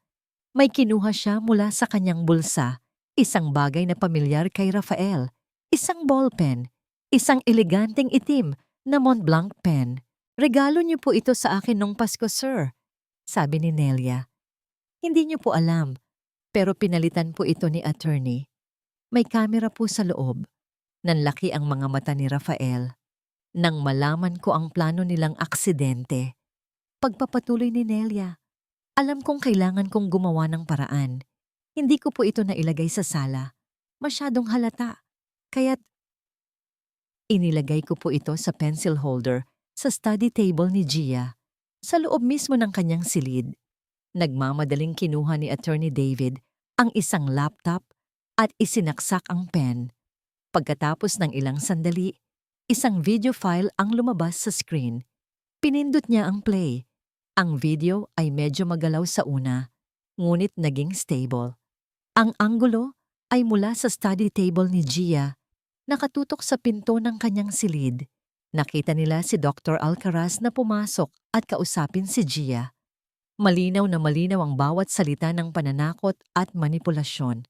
Pagkatapos umalis ng doktor, nakita nilang pumasok si Isabel. "Gia, darling!" sabi ni Isabel sa video. Ang boses ay sobrang tamis. Ngunit ang kanyang nangiti ay hindi umabot sa kanyang mga mata. Lumuhod siya sa harap ng bata. "Listen to me very carefully." Bulong niya. Hindi alam na ang bawat salita ay nare-record. "You will be a good girl. Sasama ka sa kanila, okay? Kung hindi, kung magsusumbong ka o iiyak ka sa daddy mo, sisiguraduhin kong hindi mo na siya makikita. Ever. Naiintindihan mo ba? I will tell him you're a monster at maniniwala siya sa akin." Ang huling pag-asa sa mga mata ni Gia sa video ay tuluyan ng namatay. Tumangulang ito, isang tahimik na pagsuko. Iyon na, ang huling pako sa kabaong ni Isabel, ang huling alas. Isinara ni Attorney David ang laptop. Ang galit sa mukha ni Rafael ay hindi na mailarawan. Ito ay isang tahimik, nagyeyelong galit na mas nakakatakot kaysa sa anumang sigaw. "Anong gagawin natin?" tanong ni Rafael. Ang kanyang boses ay kalmado sa isang nakakakilabot na paraan. "I have already contacted some friends sa NBI," sabi ni Attorney David. "They are waiting for my signal. Ang kailangan natin ay mahuli siya sa akto, sa loob mismo ng pamamahay mo. We need to set our own trap." Tumayo si Rafael. Ang kanyang pagkatalo kanina ay napalitan na ng isang bakal na determinasyon. "May ideya ako. Uuwi ako. At sisiguraduhin kong ngayong gabi, magkakaroon siya ng isang malaking selebrasyon. Isang selebrasyon na hinding-hindi niya malilimutan." Kinuha niya ang kanyang cellphone at tinawagan ng pulis. Hindi para magsumbong, kundi para humingi ng pabor. "This is Rafael Buenaventura," sabi niya sa kabilang linya. "I need a police escort. Yes, pabalik sa Forbes Park. Tell them. It's an emergency." Humarap siya kay Attorney David at Nelia. Oras na para tapusin ang palabas na ito. Bumalik siya sa kanyang sasakyan. Sa pagkakataong ito, ang bawat pulang ilaw sa trapiko ay hindi na hadlang. Ito ay isang pagkakataon para huminga. Isang pagkakataon para planuhin ang bawat susunod na hakbang. Habang papalapit siya sa Forbes Park, nakita niya sa di kalayuan ang 2 police car na naghihintay. Nang makita siya, sumunod ang mga ito sa kanya. Walang wangwang, tahimik lang na bumubuntot. Pagpasok niya sa gate ng kanilang mansyon, nakita niyang nakabukas ang lahat ng ilaw. Mula sa bintana, nakita niya ang anino ni Isabel. May hawak na kopita ng champagne. Nagdiriwang na ang reyna sa kanyang kastilyo. Hindi niya alam na ang hari ay nagbabalik na. At may dala itong hustisya. Ang pinto ng mansyon ay marahang bumukas. Naabutan ni Rafael si Isabel. Sa gitna ng malawak na foyer, umiikot-ikot ito na tila isang balerina. Hawak ang isang kopita ng pinakamamahaling champagne. May malumanay na classical music na tumutugtog mula sa sound system ng bahay. Ang eksena ay surreal. Isang selebrasyon sa gitna ng isang libingan ng mga pangarap. Nang makita siya nito, isang matamis na ngiti ang sumilay sa mga labi niya. "Sweetheart, you're back. I was worried. Halika, let's have a drink. Let's celebrate." "Celebrate what, Isabel?" Tanong ni Rafael. Ang kanyang boses ay walang emosyon. Isinara niya ang pinto sa kanyang likuran. "New beginnings, of course," sabi nito. Lumalapit sa kanya at inaabot ang isang kopita. "A new, peaceful life for us. At para sa paggaling ni Gia. I know it's hard, but this is for the best." Hindi kinuha ni Rafael ang inaalok na inumin. Sa halip, kinuha niya ang remote control sa mesa at pinatay ang musika. Ang biglaang katahimikan ay mas mabigat, mas nakakakilabot. May ipapanood ako sa'yo, sabi ni Rafael. Kinuha niya ang kanyang cellphone at ikinonekta ito sa malaking smart TV sa sala. Nawala ang ngiti sa mukha ni Isabel. Napalitan ito ng pagtataka at bahagyang kaba. Rafael, what is this? Isang home video, sagot ni Rafael. Hindi inaalis ang tingin sa kanya. Pinindot niya ang play. Lumabas sa 70-inch screen ang video mula sa ballpen camera. Malinaw, detalyado. Ang boses ni Isabel, na puno ng lason, ay umaling-aungaw sa buong kabahayan. Mas malakas at mas masama kaysa sa anumang sigaw. Kung magsusumbong ka o iyak ka sa daddy mo, sisiguraduhin kong hindi mo na siya makikita. Ever. Naiintindihan mo ba? I will tell him you're a monster at maniniwala siya sa akin. Ang bawat salita ay tumama kay Isabel na parang isang malakas na sampal. Ang kulay sa kanyang muka ay biglang nawala. Nabitawan niya ang kopitan ng champagne, bumagsak ito sa marmol na sahig at nabasag sa libu-libong piraso, kasabay ng pagbasag ng kanyang perpektong pagkukunwari. Saan? Saan mo nakuha yan? Nanginginig niyang tanong, umaatras palayo. That's not real. Gawa-gawa lang yan. Talaga? Tanong ni Rafael, dahan-dahang lumalapit sa kanya.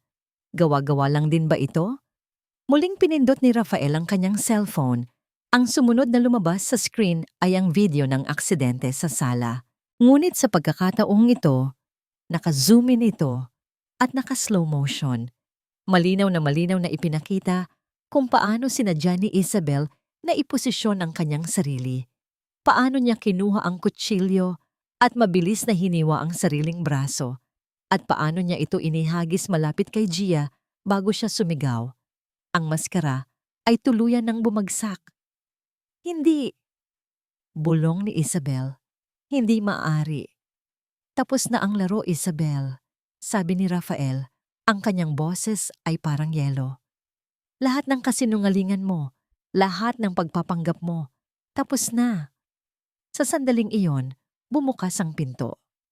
Pumasok ang dalawang unipormadong pulis kasama si Attorney David Magsaysay na may dalang mga dokumento. Isabel Rosales, sabi ng isang pulis sa isang formal na boses. Inaaresto ka namin para sa mga kasong child abuse, physical assault, falsification of medical records, at attempted fraud. Biglang nagbago ang anyo ni Isabel. Ang takot sa kanyang mga mata ay nawala. Napalitan ng isang purong, walang bahid na galit. Isang galit na matagal na niyang itinato. Tumawa siya, isang tawang nakakakilabot, walang saya, puno ng kabaliwan. Fraud? Child abuse? Tumawa siyang muli. Dapat lang sa kanya yan. Dapat lang sa inyong lahat. Kayong mga Buenaventura, magnanakaw. Humarap siya kay Rafael. Ang kanyang magandang mukha ay nabaluktot sa poot. Alam mo ba kung anong ginawa ng pamilya mo sa amin? Inagaw ninyo ang lahat. Ang negosyo, ang dignidad, ang buhay ng papa ko. Pinatay ninyo siya. Ang papa mo ang sumuko, Isabel. Hindi siya pinatay. Kalmadong sagot ni Rafael. Kasinungalingan. Sigaw niya. Pinatay ninyo siya sa kahihiyan. At isinumpa ko sa puntod niya na bawiin ko ang lahat. At halos nagtagumpay na ako. Kung hindi lang dahil sa matandang bruhang yan at sa walang kwentang batang yan. Wag na wag mong babanggitin ang pangalan ng anak ko. Babala ni Rafael, ang boses ay nagbabanta. Ngunit hindi na siya nakikinig. Para na siyang isang nasirang plaka. Inilalabas ang lahat ng lason na naipon sa kanyang kaluluwa. Akala mo minahal kita. Rafael, isa ka lang kasangkapan. Isang tangang-tanga, bulag na kasangkapan para makuha ko ang gusto ko. At ang anak mo Ang anak mo ang pinakamasarap na bahagi ng paghihiganti ko. Bawat iyak niya, bawat takot sa mga mata niya, ay musika sa aking pandinig. Dahil sa bawat sakit na nararamdaman niya, nakikita ko ang mukha ng ina niyang si Ana, ang babaeng hindi ko kailanman matatalo, kahit sa kamatayan. Tama na yan, sabi ng pulis. Nilapitan siya at hinawakan ang kanyang braso. Nagpumigla si Isabel. Bitawan niyo ako. Hindi pa ako tapos. Maririnig mo ang panig ko, Rafael. Dapat kang managot. Habang pilit siyang isinasakay sa sasakyan ng pulis, ang kanyang mga sigaw ay umalingaw-ngaw sa tahimik na gabi ng Forbes Park. Ang mga kapitbahay ay nagsisilabasan, nagbubulungan, nasasaksihan ang pagbagsak ng isa sa mga pinakarespetadong pamilya sa kanilang komunidad. Si Dr. Alcaraz ay inaresto rin sa kanyang klinika ng gabing iyon. Salamat sa testimonya ni Nelia at sa mga ebidensyang nakalap ni Attorney David. Nang mawala na ang mga sasakyan ng pulis, isang nakabibinging katahimikan ang muling bumalot sa mansyon. Naiwan si Rafael at Attorney David sa gitna ng nabasag na salamin at ng nabasag na buhay. Tapos na, iho, sabi ni Attorney David.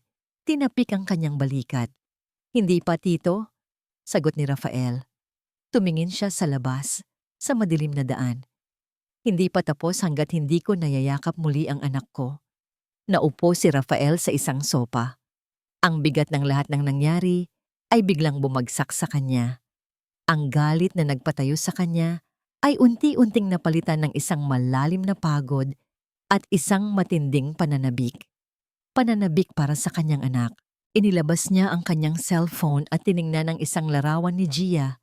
Nakangiti, masaya, bago pa dumating ang dilim sa kanilang buhay. Hintayin mo si Daddy, Princess, bulong niya. Uuwi na tayo. Uuwi na tayo sa totoong tahanan. Ang laban kay Isabel ay tapos na. Ngunit alam niyang ang pinakamalaking laban ay ngayon palang magsisimula. Ang laban para muling buuin ang isang basag na tiwala at pagalingin ang isang pusong sinugatan ng malalim. Lumipas ang ilang linggo. Ang iskandalo ng mga Buenaventura ay naging mainit na usapin sa balita, sa social media, sa bawat sulok ng alta sosyedad. Ngunit para kay Rafael, ang ingay ng mundo sa labas ay walang-wala kumpara sa katahimikan sa loob ng kanyang mansyon. Isang katahimikang masakit at puno ng alaala. Sa wakas, pagkatapos ng mahabang proseso sa korte at tulong mula sa mga child psychologist, pinayagan ng umuwi si Gia. Ang araw na sinundo ni Rafael ang kanyang anak mula sa isang pansamantalang pasilidad ng gobyerno ay dapat sana'y isang masayang araw. Ngunit malayo ito sa kanyang inaasahan. Ang batang sumalubong sa kanya ay hindi ang Gia na kilala niya.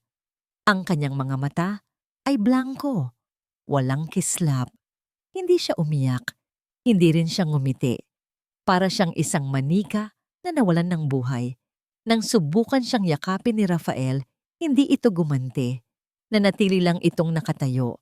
Ang katawan ay naninigas, naghihintay na matapos ang lahat. Ang bawat araw sa mansion sa Forbes Park ay isang pagsubok. Sinubukan ni Rafael ang lahat. Binilhan niya si Gia ng mga bagong laruan, nilutuan ng paborito niyang pagkain. Ngunit ang bata ay nanatiling malayo, nakakulong sa sarili niyang mundo ng takot at katahimikan. Isang gabi, nagising si Rafael sa isang mahinang tunog. Nakita niya si Gia na nakatayo sa hallway, nakatingin sa hagdanan kung saan huli niyang nakita si Isabel na sumisigaw. Nanginginig ang bata. Doon na pagtanto ni Rafael. Ang bahay na ito, ang mansyong ito, ay hindi na isang tahanan. Ito ay isang kulungan ng masasamang alaala. Bawat sulok ay may anino ni Isabel. Bawat katahimikan ay may alingaw-ngaw ng kanyang mga sigaw. Hindi sila gagaling dito. Kinabukasan, gumawa siya ng isang desisyon. Ibebenta ko ang bahay, sabi niya kay Yaya Nelia. Pero sir, dito po kayo lumaki. Ang mga alaala ni Ma'am Ana, Ang mga masasayang alaala ni Ana ay nasa puso ko, Nelia, hindi sa mga pader na ito, sabi ni Rafael. Ang kailangan ni Gia ngayon ay isang bagong simula. Isang lugar na walang multo ng nakaraan. Mabilis ang mga pangyayari. Sa loob ng isang linggo, na ibenta ang bahay. Habang nag-iimpake sila, tahimik lang na nanonood no. Si Gia walang emosyon, walang reaksyon. Dinala sila ni Rafael sa isang lugar na matagal na niyang pag-aari, ngunit hindi na nabibisita. Isang bahay sa tabi ng dagat sa Batangas. Maliit ito kumpara sa mansyon, gawa sa kahoy at salamin, napapaligiran ng mga puno ng niyog at puting buhangin. Ang tanging maririnig ay ang ugong ng alon at ang huni ng hangin. Ano pang itatawag natin sa lugar na ito? Tanong ni Nelia habang pinagmamasdan nila ang paglubog ng araw sa unang gabi nila roon. Tumingin si Rafael sa kanyang anak na nakaupo sa buhanginan, nakatingin sa karagatan. Pagkatapos ay tumingala siya sa langit, kung saan nagsisimula nang lumabas ang mga unang bituin. Tala, bulong niya. Ang pangalan niya ay Tala. Isang bituin, isang gabay sa dilim, isang simbolo ng pag-asa. Sinimulan ni Rafael ang isang bagong routine. Araw-araw, isinasama niya si Gia sa mga therapy session sa isang kilalang child therapist sa kalapit na bayan. Sa una, si Gia ay hindi nagsasalita. Ngunit ang therapist ay matiyaga. Isang araw, sa isang session kung saan kasama si Rafael, sinabi ng therapist, Mr. Buenaventura, kailangan pong marinig ni Gia mula sa inyo. Kailangan niyang maintindihan na hindi niya kasalanan. Huminga ng malalim si Rafael. Ito ang pinakamahirap na bahagi. Ang harapin ang sarili niyang pagkukulang. Umupo siya sa sahig sa harap ni Gia. Anak, princess. Nagsimula siya, ang boses ay nanginginig. Kasalanan ni Daddy. Lahat ng nangyari, kasalanan ko. I'm so sorry, Gia. I'm sorry kung hindi kita naprotektahan. I'm sorry kung naging bulag ako. I'm sorry kung hinayaan kong masaktan ka. Patawarin mo si Daddy. Ang mga luha ay malayang dumaloy sa kanyang mga pisngi. Walang pagkukunwari, walang pagpipigil. Isang purong pag-amin ng isang amang nagkamali. Hindi pa rin umimik si Gia. Ngunit sa pagkakataong yon, isang bagay ang nagbago. Dahan-dahan, itinaas niya ang kanyang tingin at tumingin nang diretso sa mga mata ng kanyang ama. Sa unang pagkakataon sa loob ng maraming linggo, ang mga sumunod na araw ay puno ng maliliit na hakbang. Isang hapon, habang naglalakad sila sa dalampasigan sa gitna ng kanilang karaniwang katahimikan, biglang huminto si Gia at dinampot ang isang kakaibang hugis na kabibe. Hindi pa rin ito nagsasalita, ngunit lumingon ito sa kanya. Dahan-dahan, iniabot nito ang kabibe sa kanya. Ito ay isang maliit na bagay, isang simpleng alok. Ngunit para kay Rafael, ang kilos na yon ay parang isang tulay na itinatayo sa ibabaw ng isang malalim na bangin. Kinuha niya ang kabibe, ang kanyang mga daliri ay bahagyang dumampi sa maliliit na kamay ng anak. Hindi ito umiwas. Ang ganda naman nito, princess, sabi ni Rafael. Isang tunay na ngiti ang sumilay sa kanyang labi. Itatago natin to, ha? Tumango si Gia. Isang bahagyang pagtango, ngunit sapat na yon. Sinimulan nilang kolektahin ang mga kabibe araw-araw. Naging ritual na nila iyon. Walang salita, tanging ang tunog lang ng alon at ang ibinabahaging katahimikan na unti-unting nagiging komportable, hindi na masakit. Isang gabi, habang nakaupo sila sa veranda ng tala, pinagmamasdan ng kabilugan ng buwan, narinig ni Rafael ang isang tunog na halos makalimutan na niya. Isang bulong. Daddy! Napalingon si Rafael, hindi sigurado kung guni-guni niya lang ba iyon. Nakatingin si Gia sa kanya. Ang kanyang mga mata ay sumasalamin sa liwanag ng buwan. Daddy! Ulit nito, mas malinaw sa pagkakataong ito. Gutom na po ako. Sa sandaling iyon, ang lahat ng bigat sa dibdib ni Rafael ay tila naglaho. Ang mga salitang iyon, ang simpleng mga salitang iyon, ay ang pinakamagandang musikang narinig niya sa buong buhay niya. Hindi niya napigilan ang mga luha, ngunit sa pagkakataong ito, mga luha ito ng kaligayahan. Sige anak, sige. Anong gusto mong kainin? Kahit ano, ipagluluto ka ni Daddy.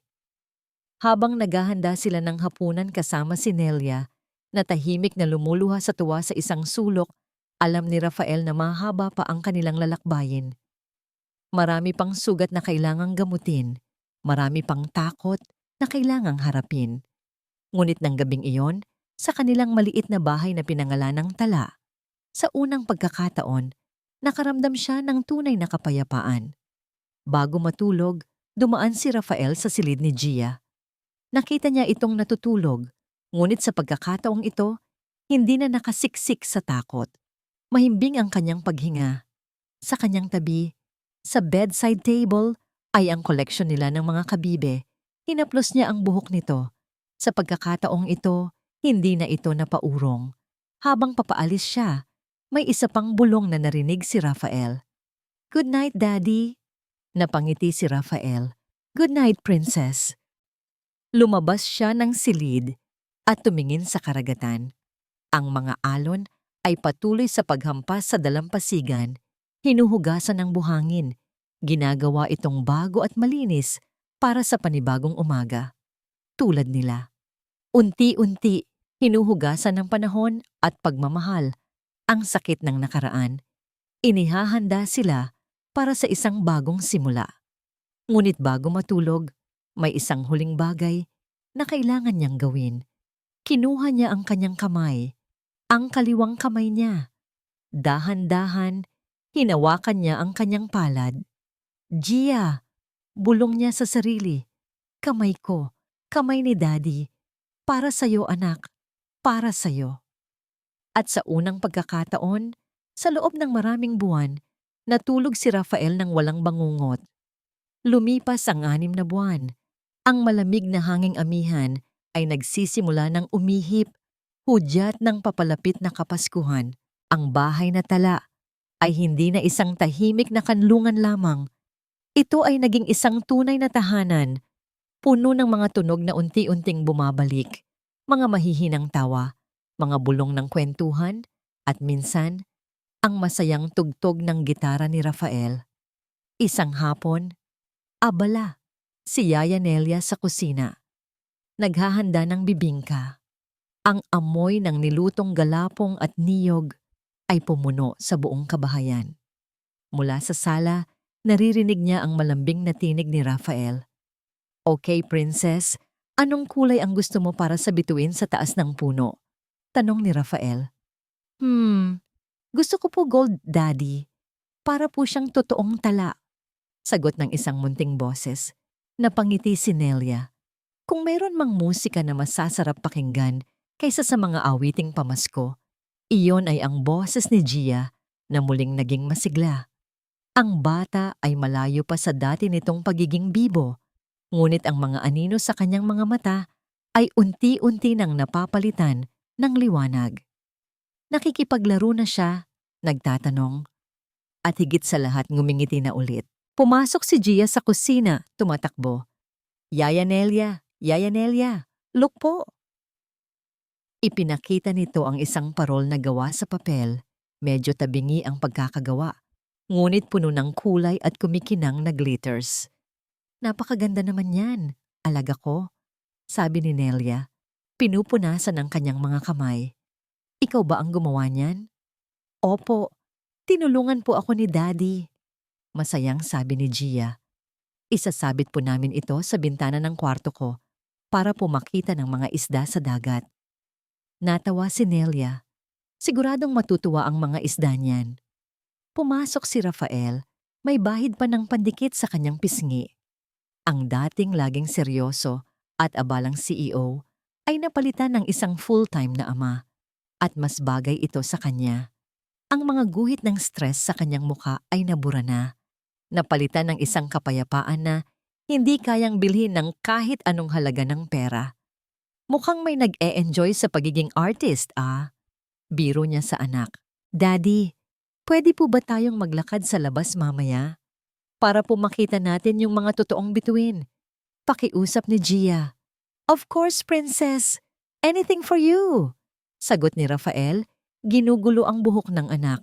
Nang gabing iyon, pagkatapos ng hapunan, magkahawak kamay silang naglakad sa dalampasigan. Ang langit ay malinis at puno ng libu-libong kumikinang na bituin.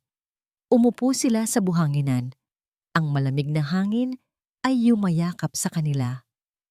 Daddy, sabi ni Gia, nakasandal ang ulo sa balikat ng ama.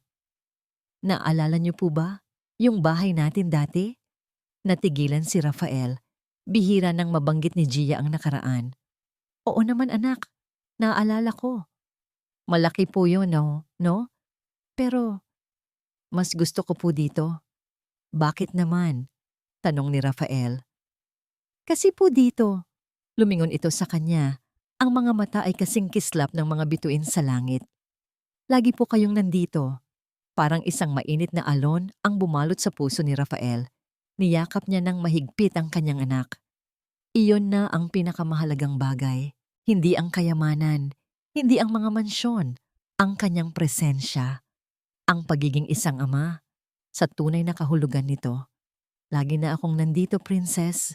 Bulong niya. Promise.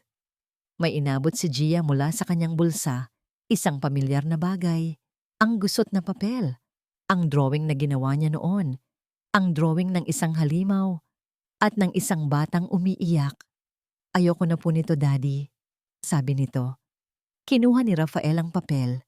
Tinitigan niya ito sandali, isang paalala ng kadilimang kanilang pinagdaanan. Pagkatapos, sabay nilang pinunit ang papel sa maliliit na piraso.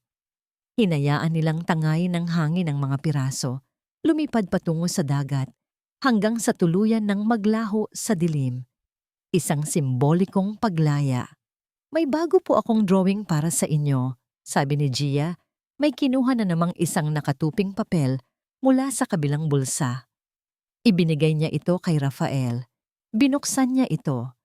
Sa ilalim ng kalangitan, na puno ng mga bituin, may dalawang figura. Isang mataas na lalaki at isang maliit na bata. Magkahawak ang kanilang mga kamay. At sa pagkakataong ito, pareho silang nakangiti. Sa ibabaw ng drawing, may nakasulat, "Ang aking tahanan." Hindi na napigilan ni Rafael ang kanyang mga luha. Niyakap niya si Gia, ang pusong umaapaw sa pasasalamat at pagmamahal.